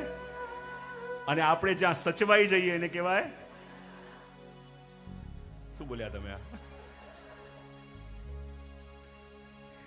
યાત્રા અને જાત્રા બે જોયું કે જ્યાં આપણને સાચવવા પડે, સામેવાળો ટેન્શન મારે, હમણાં ફરિયાદ લઈને આવશે, હમણાં કમ્પ્લેન લઈને આવશે, હમણાં એમ કહે છે કે પાણી નથી આવ્યું ને આ નથી આવ્યું ને પેલું નથી ચાલતું ને આમ નથી ચાલતું, ત્યારે માનવાનું આપણે જાત્રાએ આવ્યા છે.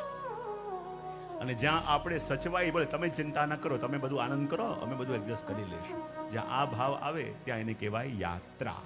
બરાબર? તો આપણે જેટલી વાર ગયા છીએ ને, જરા ફ્લેશબેકમાં જાઓ, ફ્લેશબેકમાં જાઓ અને જોઈ લો કે 50 કે 10 વાર વ્રજમાં જઈને આવ્યા, કેટલી વાર યાત્રા કરી અને કેટલી વાર જ્યાં જઈને બીજાને આપણે હેરાન કરીને આવીએ ને, જ્યાં જઈને આપણા માટે ફરિયાદ, આપણે ફરિયાદ લઈને આવીએ ત્યારે માનવાનું જાત્રા, અને જ્યાં આનંદ આપીને આવીએ અને આનંદ કરીને આવીએ એ યાત્રા. આ બે ભેદ છે. પણ અધિકતર આપણી વાણીમાં એવો શબ્દ આવી ગયો છે કે જ્યારે પણ વજમાં જવાનું થાય ત્યારે ક્યાં જઈએ છે? અને ખાલી કહેતા નથી, કરીને આવીએ છીએ. જે શબ્દ બોલીને જઈએ છે ને ત્યાં સાચું પાડીને આવીએ છીએ. અને એટલા માટે યાત્રા અને જાત્રાનું પણ આપણે જોયું, અને આપણે ત્યાં આવે છે કે જ્યારે ભાગવતમાં વિદુરજી યાત્રા કરવા, આપણે ત્યાં કહેવાય ને કે જ્યારે પણ અધિકાર સંપાદન કરવું, જ્યારે યાત્રાએ જતા હોઈએ તો સૌથી પહેલા આપણને બતાવવામાં આવે. તમે કેરલામાં શબરીમલ્લા સાંભળ્યું છે? તમે ડિસેમ્બર કે જાન્યુઆરીમાં સાઉથમાં જશો ને, તમે બધા કાળા કપડામાં દેખાશે. શબરીમલ્લા સાંભળ્યું હશે. તો ત્યાં જઈને દર્શન કરવા જવું હોય ને, ત્યાં નિયમ છે કે 40 દિવસ સુધી એને કાળા કપડામાં રહેવું પડે, 40 દિવસ સુધી જમીનમાં સૂવાનું, 40 દિવસ સુધી માથે તેલ વેલ નહીં નાખવાનું, 40 દિવસ સુધી રોજ સત્સંગ કરવાનું, 40 દિવસ સુધી કોઈ સાથે પણ વેર કે એ કરવાનું નહીં. અને આવા નિયમ એ 40 દિવસ પાળે ત્યારે ત્યાં જઈને ઉપરની સીડીઓ ચડી શકે. કારણ કે આવો નિયમ પાળીને ગયો હશે તો એને ખબર હશે કે હું કઈ જગ્યાએ જઈ રહ્યો છું. પણ આપણે તો બસ કાલે નક્કી કર્યું, સવારે ટિકિટ કપાઈ અને પહોંચ્યા, અને જ્યાં સુધી અધિકાર સંપાદન થયો નથી અને વસ્તુ મળી જાય તો એની મહત્તાને આપણે સમજી ન શકીએ. હું તો કહું કે જ્યારે પણ વજમાં જવાનું હોય ને તો પહેલા પોતાને શારીરિક અને માનસિક રીતે પહેલા તૈયાર કરી લેવા જોઈએ કે આપણે ક્યાં જવાના છીએ, આપણે વજમાં જવાનું છે. અને વજમાં જઈએ છે તો વજમાં જઈએ છે તો શું કરવાનું છે, કેવી રીતે રહેવાનું છે, એના માટે પોતાને પ્રિપેર કરવી બહુ જરૂરી છે. જો વિદુરજી પણ જ્યારે યાત્રા કરવા જાય છે ને તો એમણે યાત્રાના કેટલાક નિયમ આપણને બતાવ્યા. વિદુરજી કહે છે કે યાત્રા શા માટે કરવાની છે? યાત્રા શાના માટે? બોલે યાત્રા કરતા હોય ને એ મુખ્યતઃ લોકોના બે લક્ષ્ય હોય. એક તો પ્રભુ પ્રાપ્તિ અને બીજો લક્ષ્ય હોય પુણ્ય પ્રાપ્તિ. કેટલા લક્ષ્ય હોય? કયા કયા? પ્રભુ પ્રાપ્તિ અને પુણ્ય પ્રાપ્તિ. તો આપણે જે લક્ષ્ય લઈને ત્યાં ગયા છીએ તો આપણું લક્ષ્ય શેમાં હોવું જોઈએ? યા તો કોઈ પુણ્ય કાર્યો થાય યા પછી ભગવત ભજન થાય. પણ આપણે કરીને શું આવીએ છીએ? શું કરો છો? જાત્રા. બહુ હું ઘણી વાર કહેતો હોઉં ને કે જેટલા પણ તીર્થો છે ને એ તીર્થો શું છે? એ આપણને દર્પણ બતાવવાનું કામ કરે છે. શું કરે છે? ફરી વાર બોલો જરા. જેટલા પણ તીર્થો છે એ આપણને દર્પણ બતાવવાનું કામ કરે છે. તમે દર્પણમાં તમારો ચહેરો જુઓ અને એમાં કંઈક આડું અવડું દેખાય તો તમે દર્પણનો વાંક કાઢો કે પોતાને ઠીકઠાક કરો? સમજાવ ને શું કહું છું? જેમ દર્પણની સામે આપણે ઊભા હોઈએ અને દર્પણમાં કંઈક આપણા ચહેરામાં આડું અવડું દેખાય તો તમે દર્પણને બ્લેમ કરશો કે પોતાને ઠીકઠાક કરશો? તો વ્રજ શું છે? વ્રજ આપણને દર્પણ બતાવવાનું કામ કરે. જ્યારે વ્રજમાં જાઓ અને જઈને આપણને ગંદકી દેખાય તો માનવાનું ગંદકી અંદર લઈને આવ્યા હતા. તો વ્રજે જે આપણે લઈને આવ્યા એ આપણને બતાવી દીધું. અને વ્રજમાં જઈને કૃષ્ણ દેખાય તો માનજો હૃદયમાં કૃષ્ણ લઈને આવ્યા હતા તો વ્રજે આપણને એ બતાવી દીધું. એ તો દર્પણ છે. દર્પણની સામે ઊભા રહો તો જે હોય એ સામે પ્રગટ થઈ જાય. અને દર્પણમાં વજમાં જઈને જે દેખાય ને માનવાનું જે અંદર લઈને આવ્યા એનું રિફ્લેક્શન બહાર દેખાય છે. પ્રભુને લઈને આવ્યા હો તો પ્રભુ દેખાય અને અંદર કલહ લઈને આવ્યા તો બહાર આપણને એ જ દેખાય છે. એટલે વિદુરજી કહે છે કે જો પ્રભુ પ્રાપ્તિ અને પુણ્ય પ્રાપ્તિ આ બે મુખ્ય લક્ષ્યથી લોકો યાત્રા કરવા માટે જતા હોય તો આપણે એ ધ્યાનમાં રાખવાનું આપણે આયા શેના માટે છે. લોકો કહે છે લોકો આમ કરે છે આમ કરે છે. આપણે યાદ રાખવાનું આપણે આયા શેના માટે છીએ. વજમાં જઈને રોજ આ વસ્તુ પોતાને રિમાઇન્ડ કરાવવાની. શું આપણે આયા શેના માટે છીએ? તેનો ઉત્તર શું આપશો તમે? મને સાંભળવા છે. બોલો તો શેના માટે આવ્યા છીએ? યાત્રા કરવા. યાત્રા શેના માટે? શું લક્ષ્ય લઈને આવ્યા છો? પ્રભુ પ્રાપ્તિ માટે. તો પ્રભુ પ્રાપ્તિ ક્યારે થાય? કે જ્યારે આપણું મન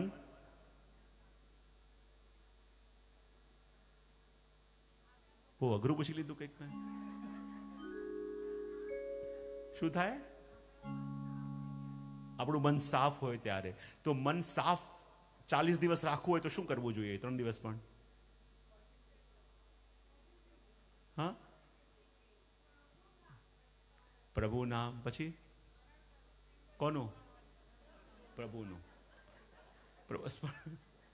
સ્મરણ કરવું જોઈએ પ્રભુનું કે જેનાથી મન સ્વચ્છ રહે.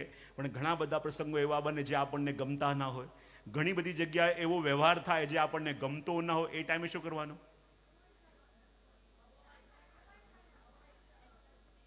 શું કરવાનું?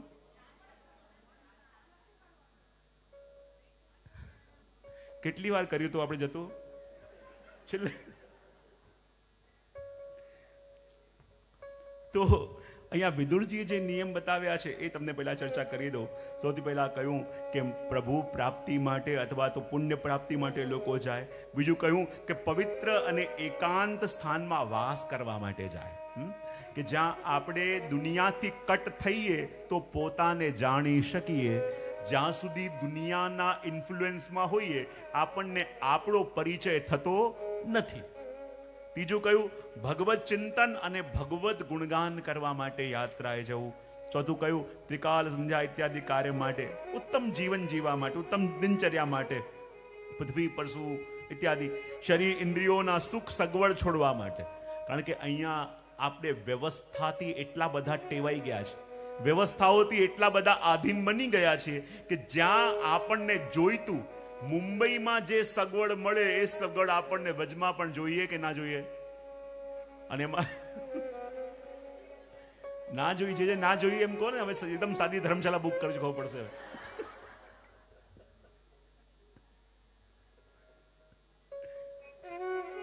હવે બધાને સાદી સાદી જે ધર્મશાળા હોય ને બધાને લિસ્ટ આપવાનું છે બધાને.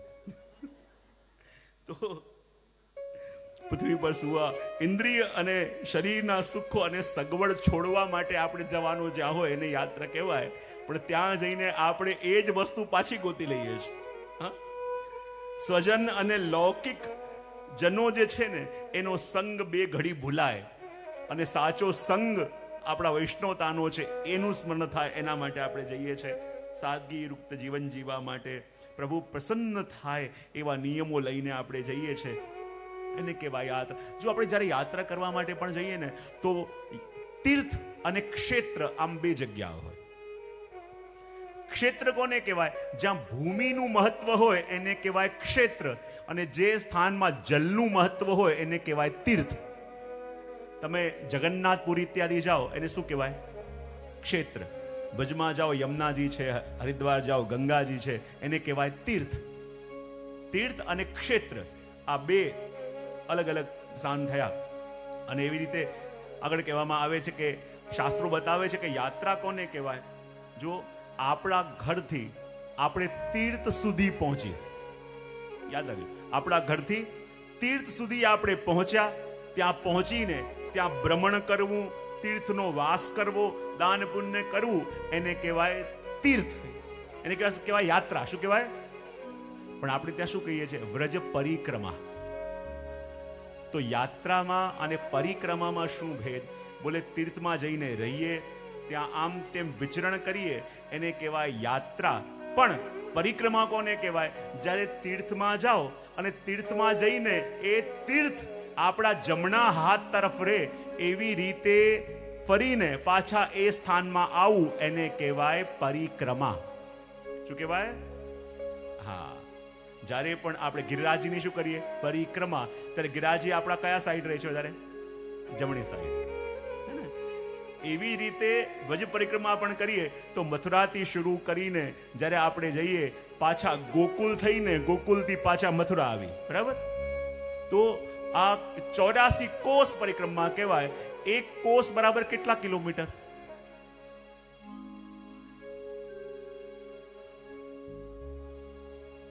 તમે પરિક્રમા કરો છો ને ગિરિરાજની, પંચકોશી, સપ્તકોશી, નવકોશી. એક કોષ બરાબર કેટલા કિલોમીટર? 3 કિલોમીટર, બરાબર? તમે 7 કોષની પરિક્રમા કરો તો કેટલા કિલોમીટર થાય? 9 કોષની કરો તો 84 કોષ એટલે હવે કેલ્ક્યુલેટર જોઈશે હમણાં.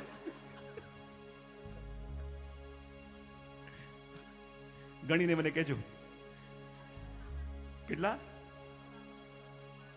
252 કિલોમીટરની, એટલે આ 84 કોષની વ્રજ પરિક્રમા. અને એટલા માટે આ પરિક્રમાની અંદર આપણે જવાનું છે. અને વ્રજ યાત્રા, વ્રજ પરિક્રમા એ બંને આપણે કરવાનું છે. અને આપણે ત્યાં કહેવામાં આવે છે ને કે એક હોય સૂકી પરિક્રમા અને એક હોય લીલી પરિક્રમા. સાંભળ્યું છે? લીલી પરિક્રમા કોને કહેવાય? જે આ ચાતુર્માસની અંદર જ્યાં વરસાદ વરસતો હોય, ચાતુર્માસમાં આપણે જે કરીએ ને, અને એમ કહેવાય છે કે ચાતુર્માસની અંદર બધા તીર્થોનો વાસ બ્રજમાં હોય. અને ફાગુન ઇત્યાદિમાં આપણે જે કરીએ ને એને કહેવાય સૂકી પરિક્રમા. અને લીલી પરિક્રમા શાના માટે કહેવાય? કે જ્યારે ભગવાને વૃષભાસુર દૈત્યને માર્યો, અને વૃષભાસુર જે છે ને એ બળદનું રૂપ લઈને આવ્યો હતો. અને જ્યારે ભગવાને એમને માર્યો તો બધા કહેવા લાગ્યા, પ્રભુ આપે આ ગૌવંશને માર્યો. ભગવાન કે આ તો દૈત્ય છે અને આ બળદનું રૂપ લઈને આવ્યો હતો. પણ બધા કે ના, આકાર તો બળદનું હતું, અને પ્રભુ જો આપ એને મારશો તો તે તમે તમારા સ્થાન પર પાછા જાઓ. પણ જો જ્યારે આ ચાતુર્માસ આવે ત્યારે તમારે પાછા આ સ્થાન પર આવી જવાનું. તમે ભૌતિક રૂપે ત્યાં જાઓ પણ આદિ દૈવિક અને આધ્યાત્મિક સ્વરૂપે આપ અહીંયા બિરાજો. એટલે આદિ ભૌતિક રૂપે તો ગયા, પણ આદિ દૈવિક અને આધ્યાત્મિક સ્વરૂપે આપ બ્રજમાં બિરાજ્યા. અને કહેવાય ને કે એટલે કોઈ પણ એવું તીર્થ નથી કે જે વ્રજની અંદર ન હોય. કોઈએ પૂછ્યું વ્રજવાસીને કે ચલો આપણે પેલા તીર્થ કરવા જઈએ, તો વ્રજવાસીએ કહ્યું કે આ વ્રજરૂપી તીર્થને છોડીને હું ક્યાં જાઉં? બોલે કેમ? એવું કયું તીર્થ છે જે આ વ્રજમાં નથી? બોલે કયા કયા તીર્થ છે? તો એને શું કહ્યું કે કીર્તિ કુમારી કે પદ પદ પે પ્રયાગરાજ. શું કહ્યું?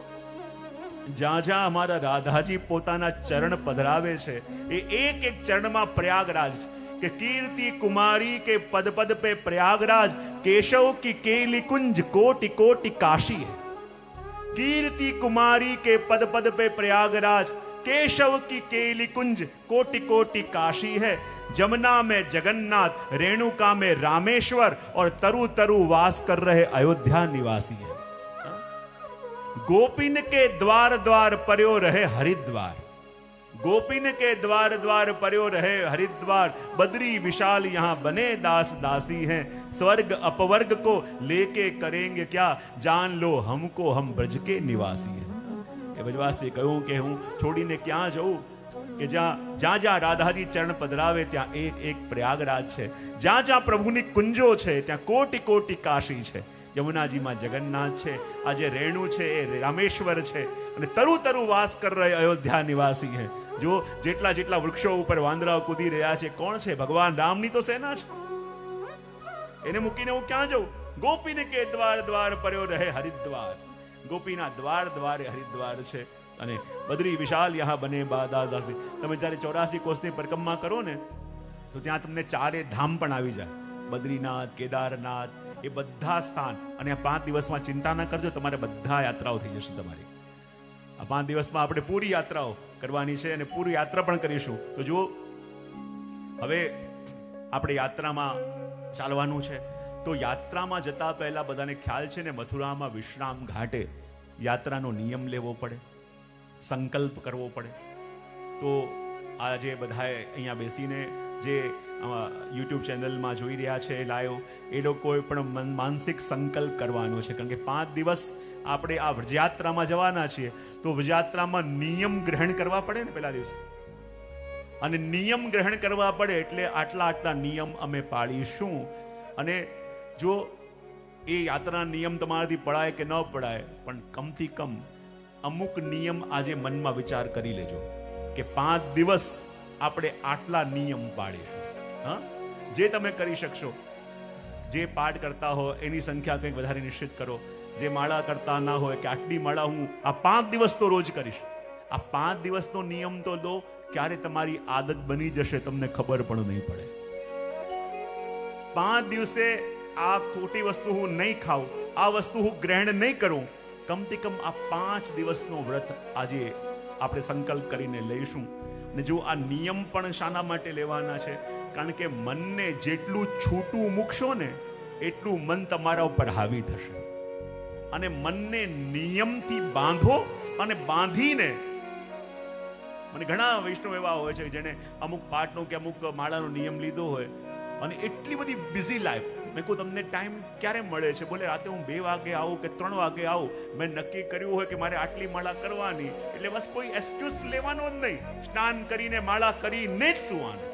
આ મનને જેટલી છૂટ આપશો ને, મન ગ્રાન્ટેડ લઈ લેશે. મનને જેટલો છૂટો મૂકશો એ ક્યારે કંટ્રોલમાં નહીં આવે. જે નક્કી કર્યું એના સિવાય સુવાય કેમ? એક દિવસ નહીં સુઈએ કઈ ફરક નથી પડવાનો. હા, ઘણી વાર આપણે જગતના ટેન્શનમાં જાગીએ છીએ, એક દિવસ પ્રભુ માટે જાગવાનું. અને એટલું થાય ને તો પછી જો કેમ કરીને કાર્ય તમારા સંપન્ન થાય છે. અને એટલા માટે પહેલા નિયમ કહું કે પહેલા સંકલ્પ કરાવીએ? યાત્રાના નિયમો છે બધા. તો કમથી કમ આપણે જેટલા પડાય એટલા પાળવાનો પ્રયત્ન કરીશું.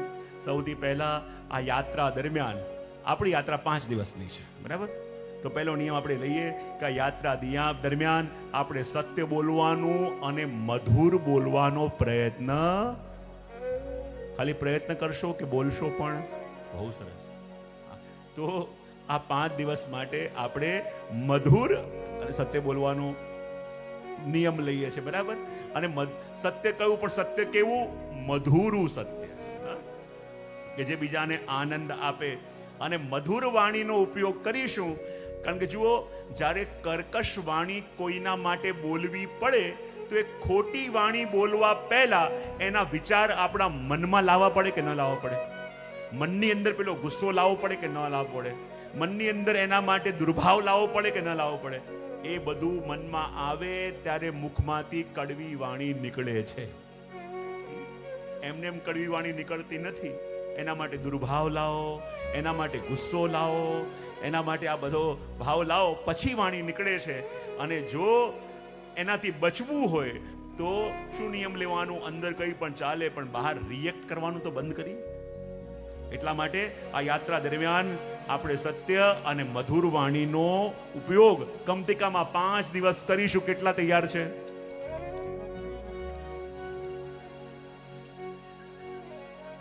મધુર વાણી, સત્ય વાણી, બરાબર? બહુ સરસ. ચલો, બીજો નિયમ આપણને લેવડાવે છે કે આ યાત્રા દરમિયાન આપણે એવા કોઈ પણ અપશબ્દો કે કઠોર શબ્દોનો ઉપયોગ નહીં કરીએ કે જેનાથી કોઈની આત્મા પણ દુભાય. શું કીધું? જરા બોલી જાઓ. આ યાત્રા દરમિયાન અમે એવા કોઈ પણ શબ્દોનો ઉપયોગ નહીં કરીએ જેનાથી કોઈને હર્ટ થાય કે જેનું મન દુભાય. કેટલા તૈયાર છે એના માટે? કેમેરો ફેરવજો. કોણે કોણે હાથ ઉપર કર્યા છે ખબર પડે ને. અને પરિવારના લોકો પણ જોઈ લેજો, આ યુટ્યુબમાં રેકોર્ડેડ હશે. જે પણ એવું કંઈક બોલે ને તો આ યુટ્યુબ કાઢીને બતાવજો કે મોટા મોટા વચન આપીને આવ્યા હતા. બરાબર? હા, તો અપશબ્દો કે કોઈ પણ જીવનું મન દુભાય એવું આપણે નહીં કરીએ. અને કહ્યું કે આ યાત્રા દરમિયાન બીજાના અપરાધોને ક્ષમા કરીશું. આ જરા મોટેથી બોલજો બધા. જરા મોટેથી. કેમ બોલ્યા નહીં? બોલ્યા હતા કે આ યાત્રા દરમિયાન બધાનો અવાજ આવવો જોઈએ.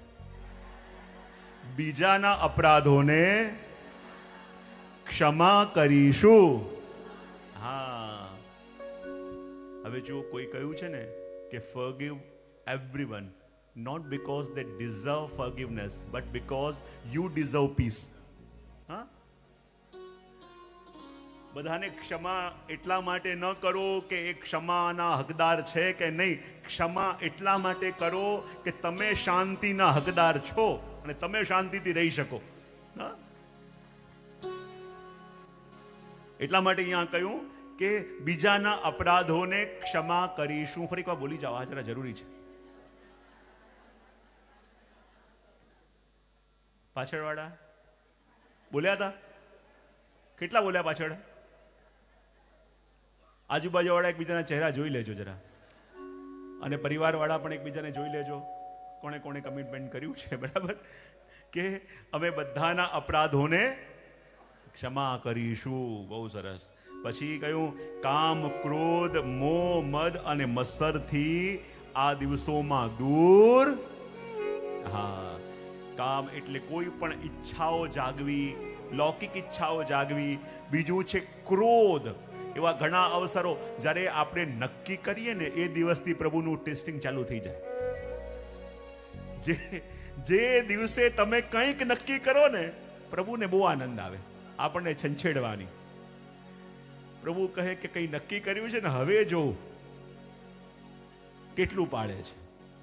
તો જ્યારે આપણે આજે નક્કી કર્યું કે ક્રોધ નહીં કરીએ, જો તમે ઘરે જશો એવા પ્રસંગો આવશે, એવો વ્યવહાર લોકો કરશે, પણ આપણે નક્કી કરીને આવ્યા છીએ કે ક્રોધ કરીશું અને બીજાના અપરાધોને ક્ષમા. Let go. બરાબર? આ મહામંત્રનો જપ કરવાનો કે હવે ક્ષમા કરીએ છીએ એ ભાવ સદા મનની અંદર રાખવાનું, એટલે કોઈ વાંધો નહીં આવે. બોલે આપણે ભજમાં જઈશું તો શું નિયમ લઈશું કે આ 5 દિવસ આ યાત્રા દરમિયાન અમે શુદ્ધ અને પવિત્ર આચાર વિચારને પાલીશું. બરાબર? જેટલું બને એટલું શુદ્ધ રહીએ, જેટલું રહીએ એટલા મનને પણ પવિત્ર રાખીએ. દેહ અને મન પવિત્ર હશે તો યાત્રા ફળશે. કારણ કે યાત્રામાં જવાના બે ટૂલ છે, આપણું શરીર છે ને આપણું મન છે. એ જો દૂષિત હોય તો ત્યાં જઈને મળશે કોણ? અને જે યાત્રામાં આપણે જવાનું છે તો દેહને પણ શુદ્ધ કરીએ, શુદ્ધ રાખીએ અને મનને પણ પવિત્ર રાખીએ. અને મન પવિત્ર હશે. ઘણી વાર કહું ને કે આપણું મન કેવું છે, પેલા જલ જેવું છે. અને પાણીમાં આપણે જોઈએ તો આપણને આપણો ચહેરો દેખાય, પણ પાણી હલતું હોય તો એમાં ચહેરો દેખાય? ચહેરો જવો હોય તો શું કરવું? પહેલા પાણીને સ્થિર કરવું પડે. અને સ્થિર પાણી હોય તેમાં ચહેરો દેખાય. પણ ચલો કદાચ સ્થિર પાણી છે પણ એમાં કાદવ મળેલો હોય તો ચહેરો દેખાય? માટી મળેલી હોય તો ચહેરો દેખાય? બે શરતો છે, સ્થિર પણ હોવું જોઈએ અને શુદ્ધ પણ હોવું જોઈએ. સ્થિર હોય, શુદ્ધ હોય તો આપણે એ જલમાં આપણો ચહેરો જોઈ શકીએ. તો આ મનરૂપી જે દર્પણ છે એ પણ શુદ્ધ હશે અને સ્થિર હશે તો વજમાં જઈને આપણે પ્રભુને ધારણ કરીને આવીશું. અન્યથા ગયા છીએ ખાલી પિકનિક જેવું કરીને આપણે આવી જઈશું. એટલા માટે કહ્યું કે જો પવિત્ર આચાર અને વિચાર રાખવો. આગળ કહ્યું દુઃખ અને કષ્ટ ધીરજથી સહન કરવા. શું કહ્યું યાત્રામાં? દુઃખ અને કષ્ટ ધીરજ રાખીને સહન કરવા, પણ થતા અચ્છા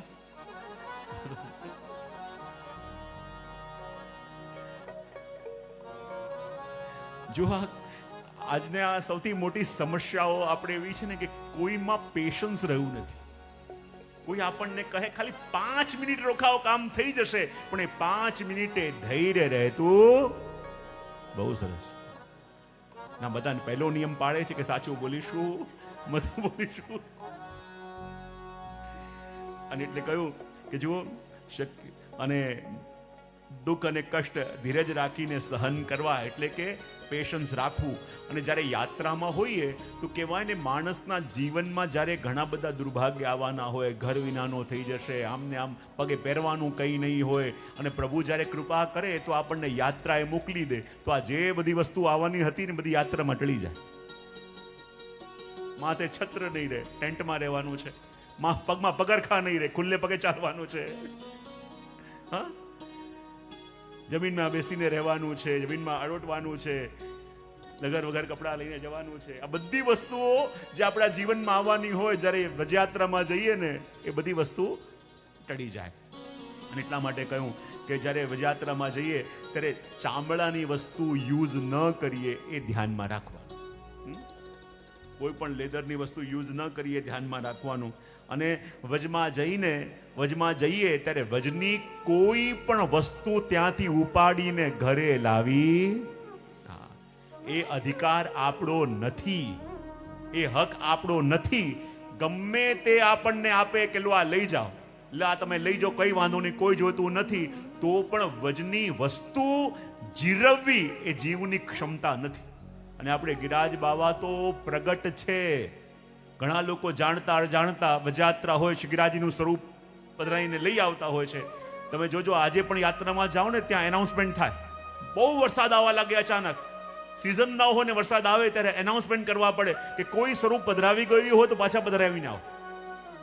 અને પાછા પધરાવીને આવે ત્યારે વરસાદ શાંત થાય. એટલે વજમાં જઈએ તો આ પ્રભુની વિહાર ભૂમિ છે, પ્રભુની લીલા સ્થલી છે અને પ્રભુના લીલા સામગ્રી છે. તો એની એક પણ વસ્તુ આપણે ત્યાંથી દૂર કરવું એ અપરાધ છે. આપણે ત્યાં ખાલી બે વસ્તુ છે. હા જઈએ, આપણને કોઈ વજરજ આપે, એ કોઈ આપી હોય ને આપણે સહજ રીતે રહીએ, પણ ત્યાંથી આપણે ઈચ્છાએ ન લવાય. યમુના જલ ખાલી ભરીને આપણે લાવી શકાય, બરાબર? યમુનાજીની કૃપા છે એટલે યમુના જલ વજમાંથી લાવી શકાય. બાકી કોઈ વસ્તુ એ પ્રભુની લીલા ભૂમિ છે, ત્યાં પ્રભુને સુખ આપવા માટે ગયા છીએ. પ્રભુને એમની લીલા પરિકરનો વિયોગ કરાવીને પાછા આવવા માટે આપણે ગયા નથી. એ વસ્તુ ખાસ ધ્યાનમાં રાખવાનું. અને વજના કોઈ પણ ઝાડ, વૃક્ષ, ડાલી એ બધી આપણને દેખાતું નથી, પણ પ્રભુની લીલા સામગ્રી છે.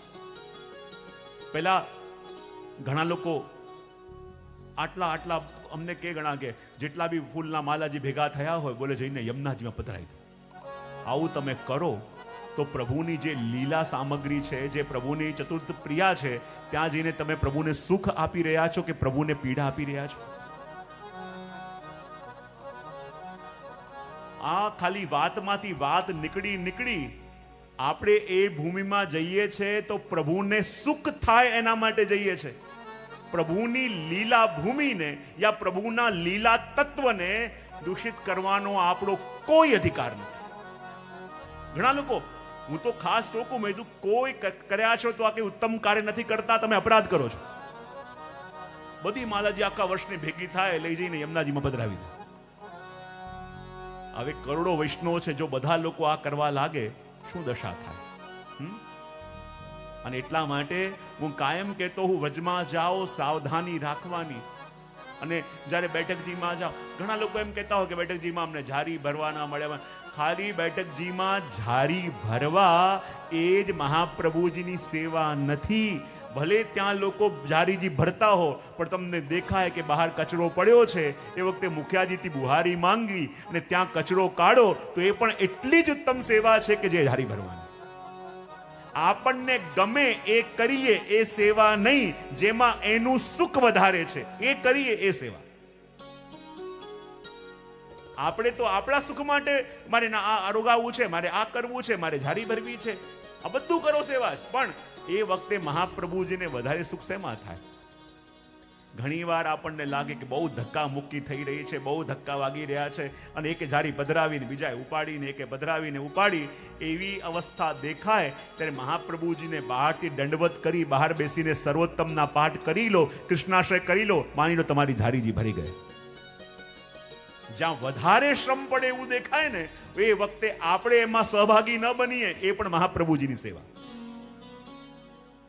અને આ વસ્તુ જો આપણે કરી શકીએ તો સાચા અર્થમાં વજમાં જવાનો આપણો અર્થ છે. આપણે જઈએ છે એટલા માટે કે ત્યાં જઈને સુખ આપવાનું છે, આપણે પીડા નથી આપવાની. અને આગળ કહ્યું કે માર્ગમાં આવતા જેટલા પણ મંદિરો છે એ બધા ભગવત પરિકર છે, એટલે બધે દર્શન કરવા, મસ્તક કરવું. અને એટલા માટે જ્યારે વ્રજયાત્રામાં નિયમ છે કે રાત્રે પરિક્રમા નથી કરતા. શાના માટે? બધા મંદિરો બંધ હોય તો તે દર્શન ના થાય, રાતે કુંડમાં પાન ન થાય, પૂજન ન થાય. એટલા માટે દિવસે પરિક્રમા કરવાનો વ્રજયાત્રામાં ક્રમ હોય છે. કહ્યું કે જ્યારે સાત્વિક ભોજન ગ્રહણ કરવું કે જેથી આપણને યાત્રામાં સુગમતા રહે, એ પણ યાત્રાનો નિયમ છે. અને પાલમાં જ્યારે કોઈ પણ અતિથિ આવે તો યથોચિત કોઈક વસ્તુથી યા આપણી મધુર વાણીથી એમનો આદર કરવો, એ આપણું કર્તવ્ય હોવું જોઈએ. એ વસ્તુ કહી. અશુદ્ધ અવસ્થા જ્યારે હોય એટલા દિવસ યાત્રા પડતી મૂકવી, યાત્રા ન કરવી. શુદ્ધ થઈએ પછી આગળ યાત્રા ચાલુ કરવી, એ યાત્રાનો નિયમ છે. કહ્યું કે યાત્રામાં ચાલતા ચાલતા અખંડ ભગવદ નામ લેતા રહેવાનું. બોલે કેમ? ભગવદ નામ નહીં લઈએ તો બાજુવાળો વાતો કરાવવા આવશે, અને વાતો કરશે તો આપણે ઉત્તર પણ બહુ સરસ આપણે ઉત્તર પણ આપીશું, અને ભગવત નામમાંથી આપણી દિશા હટશે અને લૌકિકમાં જશે. પણ જો ભગવત નામ લેતા દેખાશે, સામેવાળાને લાગશે કે ના, હવે આને ડિસ્ટર્બ નથી કરો, જવા દેશે. અખંડ ભગવત નામ લેતા રહેવાનું. પછી કહ્યું કે મુકામ ઉપર જ્યારે આવીએ તો પાલમાં રાતે બધા વૈષ્ણવ સાથે બેસીને રોજ ભગવત ચર્ચા અને ભગવત સત્સંગ કરવો. અને આ નિયમ આપણે પાલન કરીએ તો વાનપ્રસ્થ આશ્રમ જે આપણે ત્યાં કહ્યું છે એની સિદ્ધિ આપણને થાય છે. અને યાત્રાના 2 નિયમો પણ છે. કહી દઉં? હા કે ના તો પાડો. આ 2 નિયમનું યાદ રાખવાનું કે યાત્રા સફળ ક્યારે થાય અને યાત્રા સહેલી ક્યારે બને? કે જ્યારે સામાન ઓછો હોય ત્યારે. જરા ભાવથી બોલજો. ચાહે વ્રજયાત્રા હોય કે ચાહે જીવન યાત્રા હોય, હા, ચાહે વ્રજયાત્રા હોય કે જીવન યાત્રા હોય, સામાન ઓછો તો યાત્રા સરળ, સામાન વધારે તો યાત્રા થોડી મુશ્કેલ. જ્યારે નૌકા ડૂબવા લાગે તો નાવિક કહે છે, ભૈયા સામાન થોડો ઓછો કરો, આ વધારે સામાન ભર્યો છે તો નૌકા ડૂબી રહી છે. તો જ્યારે વધારાનો સામાન થોડો ઓછો કરીએ તો નૌકા બેલેન્સ થાય. તો જ્યારે પણ યાત્રામાં જઈએ તો આ નિયમ યાદ રાખવાનો. કયો? ભાવથી બોલો, વાંધો નહીં. તમને લાગે વાંધો નહીં, ત્યાંય બધું મળે છે. તો યાત્રામાં જઈએ તો સામાન ઓછો એટલે યાત્રા સરળ. અને બીજો યાત્રાનો નિયમ છે કે જો વ્રજયાત્રા હોય ને, સવારે વહેલા ઉઠીને યાત્રા ચાલુ કરી દેવી પડે. બોલે કેમ? જ્યાં 8:30-9 વાગે અને ત્યાં એકદમ તડકો થવા લાગે, ખુલ્લા પગે ચાલવાનું હોય તો પીડા થાય કે ન થાય? એટલે યાત્રાનો નિયમ એ કે જેણે દૂર જવું હોય એને વહેલા જાગી જવું. જરા ભાવથી બોલો, આખો લાઈન. પછી એ વ્રજયાત્રા હોય કે એ જીવન યાત્રા હોય. જીવન યાત્રામાં પણ આપણે દૂર જવાનું છે, પણ વહેલા જાગતા. હા, જાગવું એટલે શું? પોતાના કર્તવ્યને, પોતાના લાઈફના એમને જાણવું, એને જાગવું કહેવાય. ઘણા લોકો 50 થાય ત્યારે જાગે, ઘણા 60 થાય ત્યારે જાગે, ઘણા 70 થાય ત્યારે જાગે, ઘણા 80 થાય ત્યારે જાગે. પણ લાઈફમાં દૂર જવું છે તો વહેલા, જેટલા વહેલા જાગીએ એટલી યાત્રા. હા, વરના થોડા મોડા જાગ્યા અને પછી પગ બળવા લાગે તો ચલાય, પીડા ભોગવવી. હા, પેલા જીવનમાં વહેલા જાગી જઈએ તો દોડી દોડીને બધું કરી શકીએ, પણ મોડા જાગીએ તો પછી દોડાય, ચલાય. હા, એટલે જીવનની યાત્રા હોય કે વજયાત્રા હોય, આ બે સિદ્ધાંતોને યાદ રાખવાના. તો આ નિયમ બધાએ સાંભળી લીધા, બરાબર? હવે અને જ્યાં એ સામે હતા અને ટ્રેન લાંબી યાત્રા હતી, હવે આને ઈચ્છા આવી કે કંઈક સાંભળવું. આ સારંગ રાગ હમણાંથી હું કંઈક સાંભળવું છે મારે, પણ એ જાણતા હતા કલાકાર હોય તો એ મૂડી હોય. એકદમ કહી દો કે કંઈ સંભળાવી દો, એનું મૂડ ન હોય તો ન સંભળાવે, અને મૂડ વિના સંભળાવે તો આનંદ ના આવે. તો એ જાણતા હતા કે એમને હું એને કહીશ કે સંભળાવો તો નહીં સંભળાવે, પણ એને છેડતા આવડતું. હવે છેડવું કેવી રીતે? એની પોતાની પાસે હાર્મોનિયમ હતું, એટલે એને કંઈ કીધું નહીં કે આ સંભળાવો. પોતાની પાસે હાર્મોનિયમ કાઢ્યું અને આ સારંગ રાગ વગાડે, અને વગાડતા વગાડતા એક સ્વર ખોટો વગાડે, બીજી વાર પણ સ્વર ખોટો વગાડ્યો, ત્રીજી વાર પણ ખોટો વગાડ્યો, અને એનાથી સહન ન થયું. એને કહ્યું, અરે પગલે ક્યાં કરતા, એટલે હાર્મોનિયમ મુજે દે. અને પોતે હાર્મોનિયમ લઈને 1.5 કલાક એ રાગ વગાડ્યો. તો જ્યારે પ્રભુને પણ રાધાજી પાસે કંઈક સાંભળવાનું મન થાય તો પ્રભુ શું કરે? જ્યારે રાધાજી બિરાજતા હોય અને રાધાજીને એમ ન કહી શકાય કે આ સંભળાવો, પણ આપણા ભગવદીઓ કહે જ્યારે રાધાજી બિરાજતા હતા, પાસે પ્રભુ બિરાજતા હતા, અને પ્રભુને ઈચ્છા થઈ તો પ્રભુ કેવા છે? મોહન અતિહિ સુજાન, મોહન અતિહિ સુજાન, સકલ કલા ગુણ નિધાન. સકલ કલા ગુણ નિધાન છે, પણ સાંભળવું છે આજે રાધાજી પાસે તો પ્રભુ કેવા? મોહન અતિહિ સુજાન, સકલ કલા ગુણ નિધાન, જાન બૂજ એક તાન ચૂક કે બજાય. જાને જાણી બુજીને એક તાન ચૂકીને વગાડી તો રાધાજી કે પ્રભુ આ વેણુ મને આપી દો. અને ત્યારે રાધાજી વેણુ વગાડી, બેઠ હરિ રાધા સંગ કુંજ ભવન અપને અંગ, કર મુરલી અધર ધરી મોહન મુખ ગાય. અને એક લાઈન जब बात छिड़ी है दूर तक जाए. बैठे हरि राधा संग कुंज भवन अमन रंग, कर मुरली अधर धरे, सारंग मुख गाई.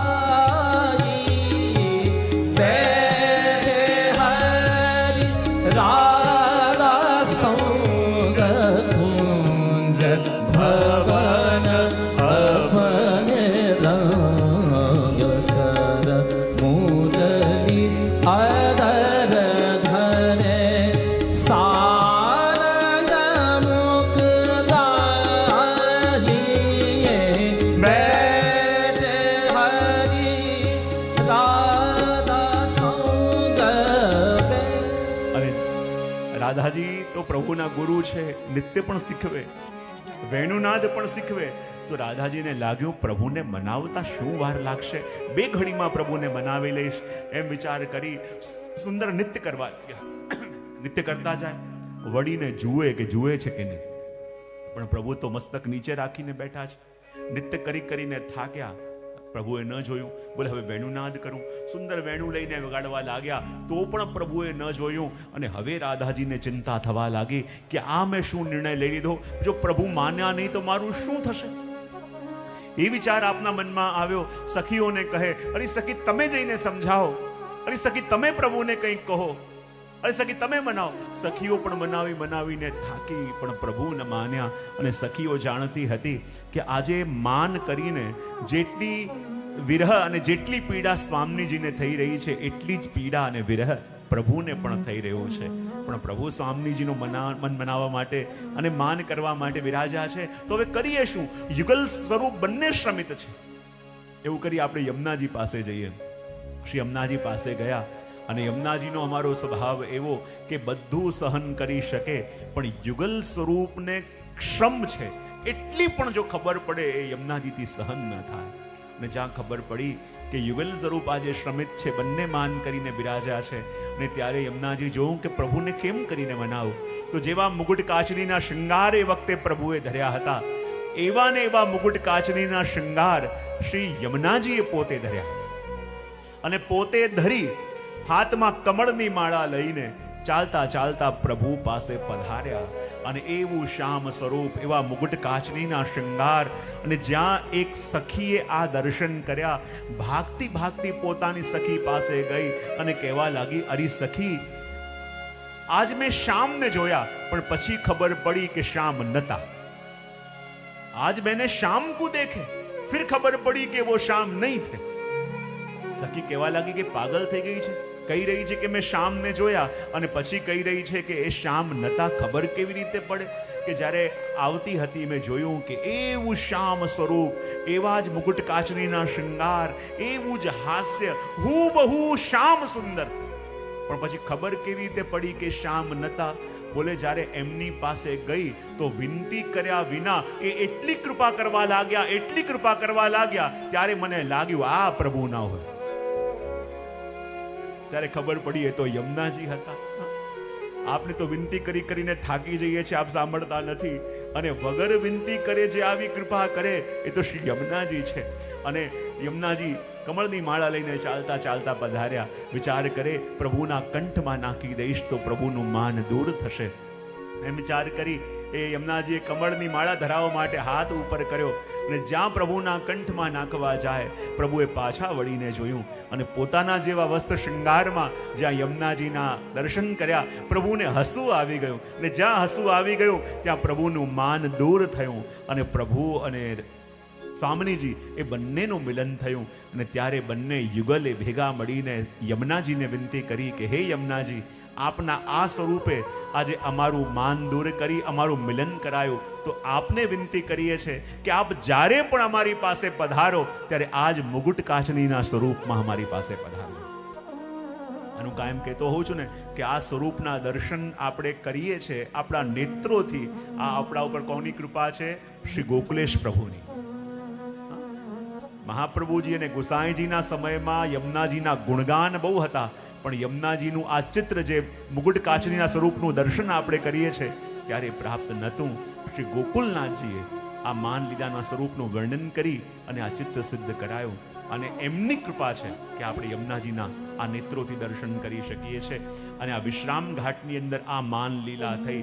અને કહેવાય કે આ વિશ્રામ ઘાટની અંદર લીલાઓનું વર્ણન આવે છે કે સિકંદર લોધીએ આ વિશ્રામ ઘાટ ઉપર એક એવું યંત્ર લગાડ્યું કે ત્યાં કોઈ પણ બ્રાહ્મણ કે હિન્દુ આવે તો એની ચોટી કપાઈ જાય અને દાઢી આવી જાય. એવું યંત્ર એને ત્યાં લગાવ્યું કે કોઈ પણ વૈષ્ણવ કે કોઈ પણ ત્યાં આવે એની ચોટી શિખા કપાઈ જાય અને દાઢી આવી જાય. લોકો બધા ઉપદ્રવથી ત્રસ્ત થવા લાગ્યા. બધા કહેવા લાગ્યા હવે આમાંથી કેવી રીતે બચવું. બધા શ્રી મહાપ્રભુજીની પાસે ગયા.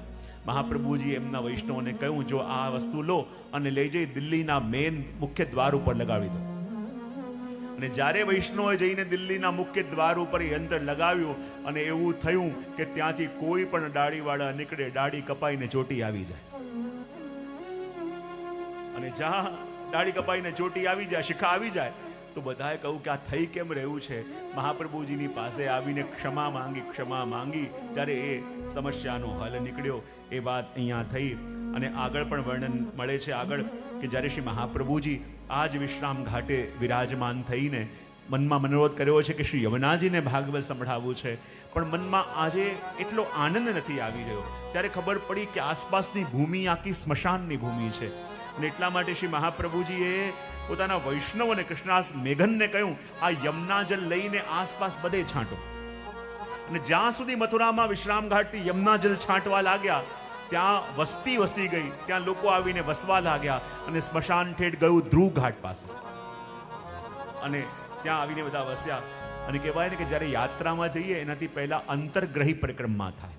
નિયમ લો ને જે દિવસે નિયમ લઈને મથુરાની અંતર્ગ્રહી પરિક્રમા કરવામાં આવે અને પછી યાત્રા પ્રારંભ થાય. તો અંતર્ગ્રહી પરિક્રમાની અંદર જે મુખ્ય એક બે સ્થાનો છે એનું દર્શન આપણે કરીશું. પરિક્રમા કરતા કરતા કેશવ દેવજીનું મંદિર પણ ત્યાં આવે છે.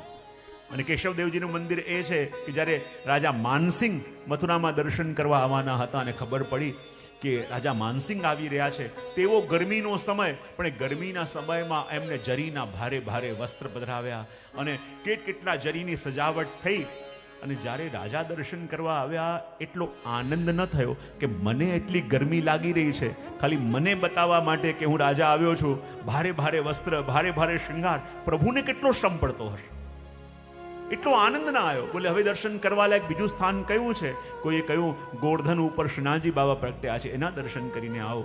ને જ્યારે ગરમીનો સમય હતો અને જ્યાં શ્રીનાથજીના દર્શન ખુલ્યા, ફુવારા થઈ રહ્યા છે, એવા સુંદર કળીના શૃંગાર થાય છે, ગુલાબજલનો છિડકાવ થયો છે, કુંવનદાસજી કીર્તન કરી રહ્યા છે, અને દર્શન કરીને એટલી શીતળતા મળી કે પ્રભુ ક્યાંય પ્રગટ બિરાજતા હોય તો શ્રી વલ્લભના ગ્રહમાં આ શ્રીજી બાબા રૂપે પ્રગટ બિરાજે છે, કે જેના દર્શન આપણે કરી શકીએ.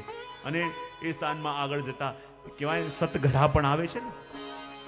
સતઘરા એ શ્રી ગુસાઈજીનું ઘર, કે જ્યારે ગુસાઈજી ક્યાંક બહારગામ પરદેશ પધાર્યા હતા, ને જ્યારે બહારગામ પધાર્યા હતા ત્યારે એક દિવસ ગિરધરજી શ્રીનાથજીના શૃંગાર કરતા હતા. અને જ્યારે ગિરધરજી શ્રીનાથજીના શૃંગાર કરતા હતા ત્યારે શ્રીનાથજી આજ્ઞા કરી કે ગિરધર મુકુદ તમારો ઘર દેખનો હે, કે મેં સાંભળ્યું છે તમે નવું ઘર બનાવ્યું છે અને બહુ સુંદર છે, તો મને એ ઘર જોવા માટે નહીં લઈ જાઓ. અને ગિરધરજી તો એવા પ્રસન્ન થઈ ગયા કે શ્રીનાથજી બાબાએ પોતે આજ્ઞા કરી છે કે મારે ઘર જોવા માટે આવવું છે. શ્રી ગુસાઈજી તો બહાર પધાર્યા છે, બાબા ચિંતા ના કરો, મેં વ્યવસ્થા કરું. જલ્દી રથ સિદ્ધ કરાવવામાં આવ્યો. ત્યાં સૂચના આપવામાં આવી બહુજી બેટીજીઓને કે શ્રીનાથજી બાબા પધારવાના છે. ત્યાં સુંદર સામગ્રીઓ સિદ્ધ થવા લાગી, અને અહીંયા સુંદર સામગ્રીઓ સિદ્ધ કરી રથ સિદ્ધ કર્યો. બધાને કહ્યું કે શ્રીનાથજી બાબાને નીચે પધરાવાના છે. અને જ્યાં બધા શ્રીનાથજી બાબાને પધરાવા જાય, શ્રીનાથજી કોઈનાથી પણ ઉચકાય નહીં. જ્યારે કોઈનાથી ન ઉચકાય ત્યારે ગિરધરજીએ કહ્યું કે મારા બાબા, મારા પ્રભુ બીજા કેમ ઉચકે? અને પોતે પધાર્યા અને ઊંધા વળીને કહે પ્રભુ પધારો. તો જેમ એક વડીલના ખભા ઉપર નાનું બાળક લટકી જાય એવી રીતે શ્રીનાથજી બાબા ગિરધરજીના ખભા ઉપર લટકી ગયા. અને ગિરધરજી ભાગતા ગિરાજીથી નીચે પધરાયા અને રથમાં આપને પધરાવ્યા, અને પોતે રથના સારથી બનીને શ્રીનાથજીને મથુરા સતઘરામાં લઈને પધાર્યા.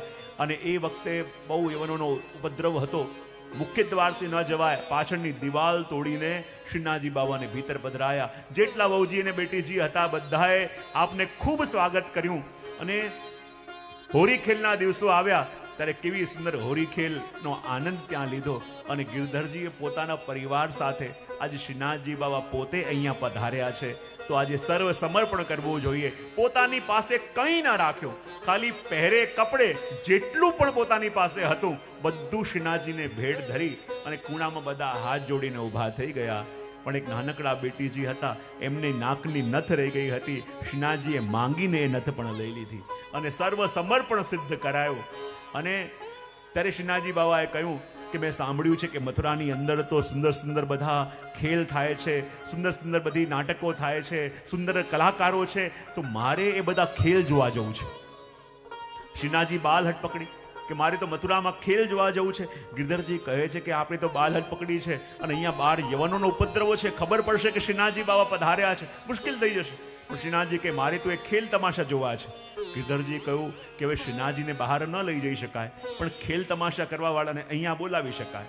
તો રોજ સાંજે શ્રીનાથજીની પાસે આવીને નવા કલાકારો પોતાની પ્રસ્તુતિ આપતા, ખૂબ ખેલ તમાશા થતા, અને એવો આનંદ કરતા નરસિંહ જયંતિ આવવાનો સમય થયો અને ત્યાં ચતુર્દાસજી કહે, ગોવર્ધનવાસી સાંવરે લાલ તુમ બિન રહ્યો ન જાય. અને શ્રીનાથજી બાવાને એટલી તડપ જાગી, કહે કે હવે ગુસાઈજીને આવવાનો સમય થયો, મારે પાછા જવું પડશે. તો આટલા દિવસ સુધી અને મહાવત સાતમના દિવસે શ્રીનાથજી બાવા ગિરધરજીને ત્યાં પધાર્યા, એટલે એને આપણે ત્યાં પાટોત્સવ શ્રીનાથજીનો માનવામાં આવે છે. એ દિવસે ગિરધરજીને ત્યાં એમના ઘરે પધાર્યા, એમના ગૃહમાં પધાર્યા અને એ દિવસે પાટોત્સવ માનવામાં આવે છે. તો આ શ્રીનાથજીની ચરણ ચોકી છે સતઘરા, કે જ્યાં શ્રીનાથજીના ચરણ પધાર્યા છે. ત્યાંથી આગળ જઈએ ત્યાં દુર્વાસા મુનિનો આશ્રમ પણ આવે છે. અને દુર્વાસા મુનિના આશ્રમની પણ એક કથા એવી કંઈક વજના સાહિત્યમાં મળે છે કે દુર્વાસા મુનિ જ્યારે યમુનાજીના સામે આશ્રમ કરીને બિરાજા, તો જેટલી પણ ગોપીઓ છે ને, એ બધી ગોપીઓની ઈચ્છા થઈ કે અમે દુર્વાસા મુનિના દર્શન કરવા માટે જઈએ અને એમના માટે કંઈક સામગ્રી લઈને જઈએ અને એમને અરોગાઈએ. પ્રભુ કહ્યું જરૂર જાઓ, પણ જ્યાં જવાની વાત કરી ત્યાં યમુનાજીમાં એવું બહાડ આવી, એવું પૂર આવ્યું કે આખા યમુનાજી છલોછલ ભરાઈ ગયા. અને હવે સામે જવું કેવી રીતે? બધા પ્રભુની પાસે આવ્યા અને કહેવા લાગ્યા, પ્રભુ અમે તો દુર્વાસા મુનિ માટે આ સરસ સામગ્રી બનાવી છે કે સંત આવ્યા છે, એમને અરોગાવીશું, પણ આ યમુનાજીમાં એટલી બહાડ આવી છે તો યમુનાજી પાર કેવી રીતે કરવા? તો પ્રભુએ કહ્યું કે જઈને યમુનાજીને એટલું કહેજો કે જો અમારા પ્રભુ નિત્ય બ્રહ્મચારી હોય તો અમને માર્ગ આપી દો. અને બધી ગોપીઓ આવી અને આવીને કહ્યું કે અમારા પ્રભુ જો નિત્ય બ્રહ્મચારી હોય તો માર્ગ આપો. અને યમુનાજી માર્ગ આપી દીધો. બધી ગોપીઓ સામે પાર આવી અને સામે પાર આવીને આ હજારો ગોપીઓ હતી, એમણે બધી સામગ્રી દુર્વાસા મુનિને આપી. દુર્વાસા મુનિએ હજારો ગોપીઓની બધી સામગ્રી અરોગી ગઈ, બધી સામગ્રી અરોગી ગયા. અને હવે ગોપીઓ કહે કે પ્રભુ બ્રહ્મચારી છે એમ કહીને આ પાર તો આવી ગયા, હવે પેલે પાર કેવી રીતે જઈએ? તો દુર્વાસા મુનિએ કહ્યું કે યમુનાજીને જઈને એટલું કહેજો કે દુર્વાસા મુનિ નિત્ય ઉપવાસી હોય તો મને માર્ગ આપો. ગોપીઓને ચક્કર આવી ગયા. અમારી સામે અમારા હાથે આ હજારો ગોપીઓ જેટલું લઈને આવ્યા બધું અરોગી ગયા અને કહી રહ્યા છે કે નિત્ય ઉપવાસી હોય તો માર્ગ આપો. ને ત્યારે કહ્યું કે જો દુર્વાસા મુનિ જેમણે અમારા હજારો ગોપીઓની બધી સામગ્રી અમારા દેખતા દેખતા રોગી છે, એ નિત્ય ઉપવાસી હોય તો માર્ગ આપજો. અને યમુનાજી માર્ગ આપી દીધો. ત્યારે ખબર પડી જો ભગવદ લીલા અને મહાપુરુષોની લીલા એવી છે, એ આપણને લૌકિકમાં દેખાય, લૌકિકવત લીલા કરતા દેખાય, પણ જેમ લોકવત્તુ લીલા કૈવલ્યમ કહ્યું છે કે લૌકિકમાં રહીને પણ લૌકિક ધર્મો એની અંદર નથી, એ આ લીલાની અંદર આપે સિદ્ધ કર્યું. અને આ મથુરા મંડલથી આજે આપણી યાત્રા આગળ પ્રારંભ કરવાની છે. અને યાત્રાની અંદર પહેલો મુકામ ક્યાં આવે? બોલે મધુવનની અંદર. ક્યાં? તો આપણે મથુરાથી આજે આપણી યાત્રા શરૂ કરીશું અને શરૂ કરીને આપણા મધુવન તરફ આગળ જઈશું. બધા તૈયાર છે? બધા વહેલા ઉઠી ગયા છો? બધા ઝાંપીજી પધરાવી લીધા છે? હા. અને કીધું છે કે જ્યારે યાત્રામાં ચાલીએ ત્યારે ભગવત નામ લેતા લેતા ચાલવું જોઈએ. તો આપણે બધા અહીંયાથી મધુવન તરફ જઈ રહ્યા છીએ. બધા વૈષ્ણવ એક સાથે પોતાના પરિકરની સાથે ચાલતા ચાલતા સવાર પડી છે. ક્યાંક ગાયોના ચાલવાને કારણે એના ગળામાં બાંધેલી ઘંટીઓનો અવાજ આવી રહ્યો છે. ક્યાંક વજની પનિહારીઓ માથે ઘડા લઈને જલ ભરવા જઈ રહી છે અને સૂરજ હમણાં ઉગવાની તૈયારીમાં છે. સર્વત્ર આનંદ છે. ક્યાંક મયુર નૃત્ય કરી રહ્યા છે. અક્ષર બ્રહ્મથી પણ પર ગઈ ત્યારે એને પ્રભુના ગોલોક ધામના દર્શન થયા. અને શું જોયું? ત્યાં યમુનાજી વિરાજમાન છે અને યમુનાજીના તટ ઉપર આજે અનેક ગોપીઓ માથે ઘડા લઈને યમુનાજીના જલ ભરવા માટે આવી છે. અને જ્યાં યમુના જલ ગોપીઓએ માથે પધરાયું ત્યાં જ પ્રભુ પધાર્યા. કોઈ ગોપીનો હાથ પકડ્યો, કોઈ ગોપીની મટકી ફોડી, કોઈ ગોપીના આંચલને પકડ્યું અને એ પુષ્ટિ શ્રુતિ ત્યાં ઊભા જુએ છે અને કહે છે કે પ્રભુ જેવી કૃપા આપે આ ગોપીજનોની ઉપર કરી એવી કૃપા અમારા ઉપર ક્યારે થાય? અને ત્યાં જ પ્રભુની દ્રષ્ટિ આ પુષ્ટિ શ્રુતિ ઉપર પડી અને પ્રભુ આવ્યા અને કહેવા લાગ્યા કે જો પુષ્ટિ શ્રુતિ, આજે તમને મારા ગોલોક ધામમાં આવવાનો અવસર મળ્યો.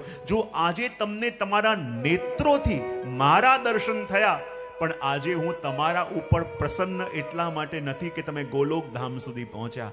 હું એટલા માટે પ્રસન્ન નથી કે તમને મારા દર્શન થયા, પણ હું તમારા ઉપર પ્રસન્ન એટલા માટે છું કારણ કે આજે તમને મારા વ્રજભક્તોના દર્શન થયા. અને આજે હું તમારો પર પ્રસન્ન થઈને કહું છું કે તમારે જે જોઈએ તે તમે માંગો. ને ત્યારે પુષ્ટિશ્રુતિએ કહ્યું, પ્રભુ આજે આપના દર્શન કરીને એક જ વસ્તુ માંગવાનું મન થાય છે કે પ્રભુ જેવી કૃપા આપે આપના વ્રજભક્તોની ઉપર કરી એવી કૃપા અમારા ઉપર પણ આપ કરો. ને જ્યાં આ વાત સાંભળી અને પ્રભુનું મુખ ગંભીર થઈ ગયું. જે પ્રભુ હમણાં પ્રસન્ન હતા, આનંદમાં હતા, અને જ્યારે પુષ્ટિશ્રુતિ એમ કહ્યું કે પ્રભુ જે કૃપા વ્રજભક્તો ઉપર કરી એ અમારી ઉપર કરો, અને મુખ ગંભીર થયું. બોલે શેના માટે? એમણે કહ્યું, જો પુષ્ટિશ્રુતિ તમે એમ માંગ્યું હોત કે હું તમને મળી જાઉં તો હું તમને પોતાની જાતને સોંપી દે, પણ તમે ગોપીઓ સમાન સૌભાગ્ય માંગ્યું અને એમ કહ્યું હોત કે મને ગોપીઓની ચરણરજ મળે તો હું પોતાને પણ સોંપી દેતો, પણ તમે એમના સમાન સૌભાગ્ય માન્યું. અને આ જગતમાં ગોપીજનોના સમાન સૌભાગ્ય કોઈનું નથી. અને એ વસ્તુ તમે માંગી, મને જાઓ, તમને હવે મારા દર્શન માટે એક જન્મનો અંતરાય પડશે. અને એ જ પુષ્ટિશ્રુતિ શ્રુતિ રૂપા ગોપીજન રૂપે ભૂતલ પર આવ્યા, અને ત્યારે પ્રભુના દર્શન એમને થયા. એ વાત અહીંયા કરી. અને એટલા માટે આ સ્વામીજીને પ્રભુએ જ કહ્યું કે જો તમે સ્વામીજી વ્રજભક્તો સહિત મારા દર્શન કર્યા હોત તો તમને મારા પૂર્ણ દર્શન થાત. અને પાછા સ્વામીજીએ નેત્ર બંધ કરી પ્રભુનું સ્મરણ કર્યું. પણ હવે એકલા પ્રભુ નહીં, વ્રજભક્તોથી ઘેરાયેલા, વ્રજભક્તોની સાથે રહેલા પ્રભુના સ્વરૂપનું સ્મરણ જ્યારે કર્યું ત્યારે વ્રજભક્તો સહિત દર્શન પ્રભુએ એ ગોપીઓને સ્વામીજીને આપ્યા. એ આ જ લીલા આ સ્થાનમાં થઈ. બીજી પણ એક લીલાનું વર્ણન અહીંયા મળે છે. આ મધુવન એ સ્થાન છે કે જ્યાં પ્રભુની નિત્ય ઉપસ્થિતિ છે. અને એટલા માટે અહીંયા તપ કરવા માટે કોણ આવ્યા હતા? બોલે ધ્રુવજી. કોણ આવ્યા હતા? અને જ્યારે નારદજીએ જાણ્યું કે ધ્રુવજીને પ્રભુને પ્રસન્ન કરવા છે તો ક્યાં મોકલ્યા? બોલે જ્યાં પ્રભુની નિત્ય ઉપસ્થિતિ છે એવા મધુવનમાં જાઓ. અને એવા મધુવનની અંદર જ્યારે ધ્રુવજી આવ્યા, શ્રી યમુનાજીનું તટ હતું. અને મહાપ્રભુજી કહે છે કે ધ્રુવજીનો નથી વય, નથી આયુ, નથી એટલી જાણકારી, પણ એમને પ્રભુ મળ્યા એમના સામર્થ્યથી નહીં, પણ શ્રી યમુનાજીની કૃપાથી. ધ્રુવ પર પરાશરાવિષ્ટદે, ધ્રુવજીને અને પરાશરજીને જે ફલની પ્રાપ્તિ થઈ એ એમની સાધનાથી નહીં, પણ શ્રી યમુનાજીની કૃપાથી પ્રાપ્તિ થઈ. તો કહેવાય કે અહીંયા જ્યારે આપ મહાપ્રભુજી અહીંયા પધાર્યા, સુદાસજી છે, વસુદેવદાસ શકડા છે, પરમાનંદાસજી, બધા આવીને અહીંયા મધુવનની અંદર વિકામ કર્યો. કૃષ્ણકુંડ છે, અહીંયા કદમનું વૃક્ષ છે, ત્યાં ભાગવતજીનું પારાયણ શ્રી મહાપ્રભુજીએ કર્યું. ત્યારે એક દિવસ કહેવાય કે રોજ ભાગવતજી આપ કરતા, ત્યારે ત્યાં મધુવનિયા ઠાકોરજી છે મધુવનના, એ રોજ આવીને ભાગવત શ્રવણ કરતા. અને જ્યારે ભાગવત શ્રવણ કરતા અને જ્યારે કથાનો વિરામનો દિવસ આવ્યો ત્યારે એ મધુવનિયા પ્રભુ થોડા ઉદાસ લાગ્યા, આંખોમાં અશ્રુ લાગ્યા. ત્યારે પ્રભુ કહે કે આપ ઉદાસ કેમ છો? ત્યારે મધુવનિયા પ્રભુએ કહ્યું કે હું ધ્રુવજીને વરદાન આપવા માટે અહીંયા આવ્યો હતો, ત્યારથી અહીંયા ને અહીંયા છું. હવે મારી એવી ઈચ્છા છે કે આપ મારી સેવા કરો. ત્યારે મહાપ્રભુજી કહ્યું કે હું તો હમણાં પરિક્રમામાં પધારી રહ્યો છું, પરિક્રમા જઈ રહ્યો છું. જ્યારે પરિક્રમા કરીને પુનઃ ભજમાં આવીશ ત્યારે આપની હું સેવા પ્રારંભ કરીશ. પણ આપ એ જ છો કે જેને મેં વચન આપ્યું છે, મને ખબર કેવી રીતે પડશે? તો કે જ્યારે આપ બિરાજીને સંધ્યાવંદન કરતા હશો ત્યારે વિશાળ સ્વરૂપ ધારણ કરીને હું આવીશ. અને જ્યારે મહાપ્રભુજી બિરાજતા હતા અને પેલી ભેખડ ફાટી અને જે વિશાળ સ્વરૂપ તાળ જેટલું સ્વરૂપ પ્રગટ્યું અને કહ્યું કે આપ મારી સેવા કરો, ત્યારે મહાપ્રભુજી શું કહ્યું? આટલા મોટા સ્વરૂપની સેવા કરવી આ કલિકાલમાં કોઈની બસની વાત નથી. આપની સેવા ત્યારે કરું જ્યારે આપ મારા ગોદમાં સમાવો એટલા થઈ જાઓ.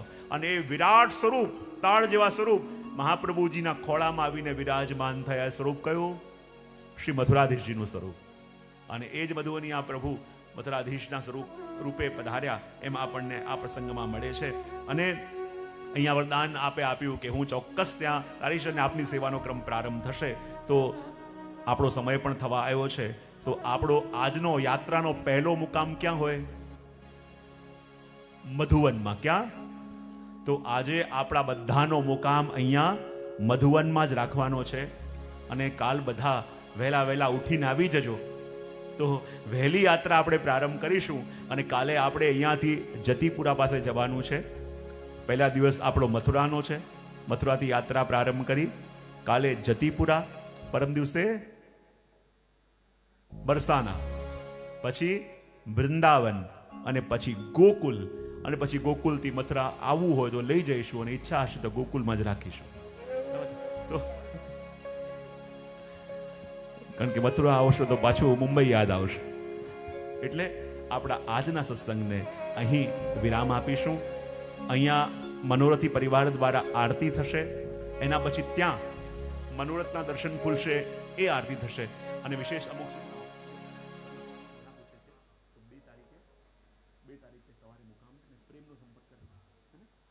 બીજી સૂચના, તો આજના સત્સંગને આપણે વિરામ આપીશું. બોલીએ શ્યામ સુંદર શ્રી યમુને મહારાણી જી કી જય.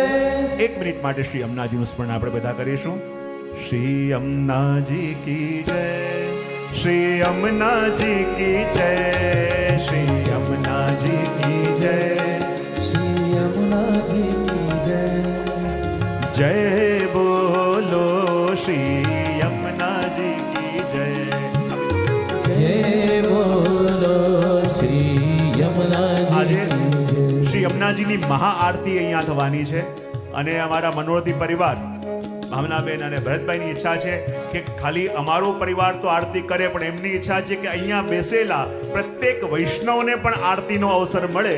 તો આ ધૂન ચાલશે ત્યારે તમારા હાથમાં આરતીનો દીવડો આવશે.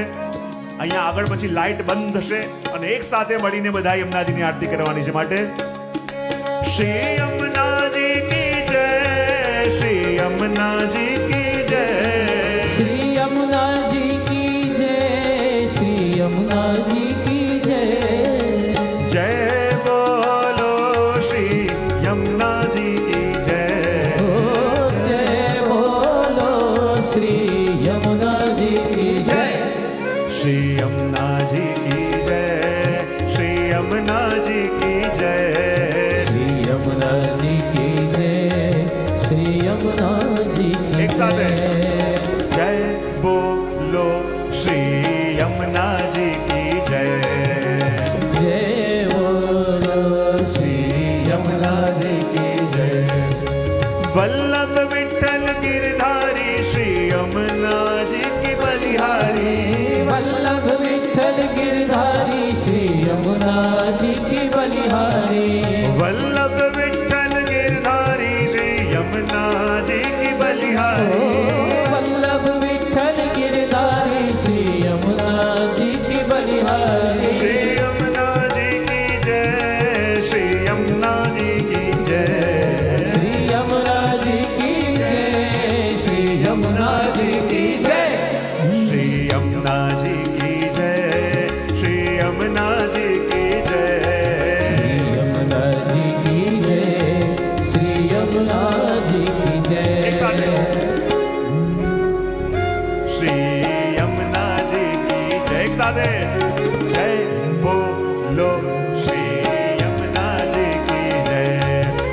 વ્રજ લીલા કી સુધી કરાવે યમુનાજી, શ્રી યમુનાજી. હે બ્રજ લીલા કી સુધી કરાવે યમુનાજી, શ્રી યમુનાજી. વ્રજ લીલા કી સુધી કરાવે યમુનાજી, શ્રી યમુનાજી. બ્રજ લીલા કી સુધી કરાવે યમુનાજી, શ્રી યમુનાજી. શ્રી યમુનાજી કી જય, શ્રી યમુનાજી કી જય, શ્રી યમુનાજી કી જય, શ્રી યમુનાજી કી જય. શ્રી યમુનાજી કી જય, શ્રી યમુનાજી કી જય. શ્રી યમુનાજી બધાની પાસે દીવા હવે પ્રગટાવી દો. શ્રી યમુનાજી કી જય.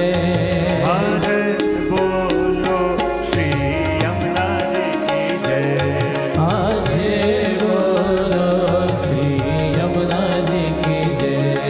શ્રી યમુનાજી કી જય, શ્રી યમુનાજી કી જય. શ્રી યમુનાજી કી જય. શ્રી યમુનાજી કી જય. હમણાં અહીંયાથી આરતી ગવાશે. હા, મનોરથી પરિવાર અહીંયા મંચ સ્ટેજ પર ઉપર આવી મંચ જશે. પર આવી જશે, અને બાકી બધા પોતાના સ્થાન પર ઊભા થઈને હાથમાં ખાલી દીવા. ધીરે ધીરે બધા ઊભા થઈ જાઓ. સાચવીને દીવડા રાખજો, જો દાજતા નહીં. અને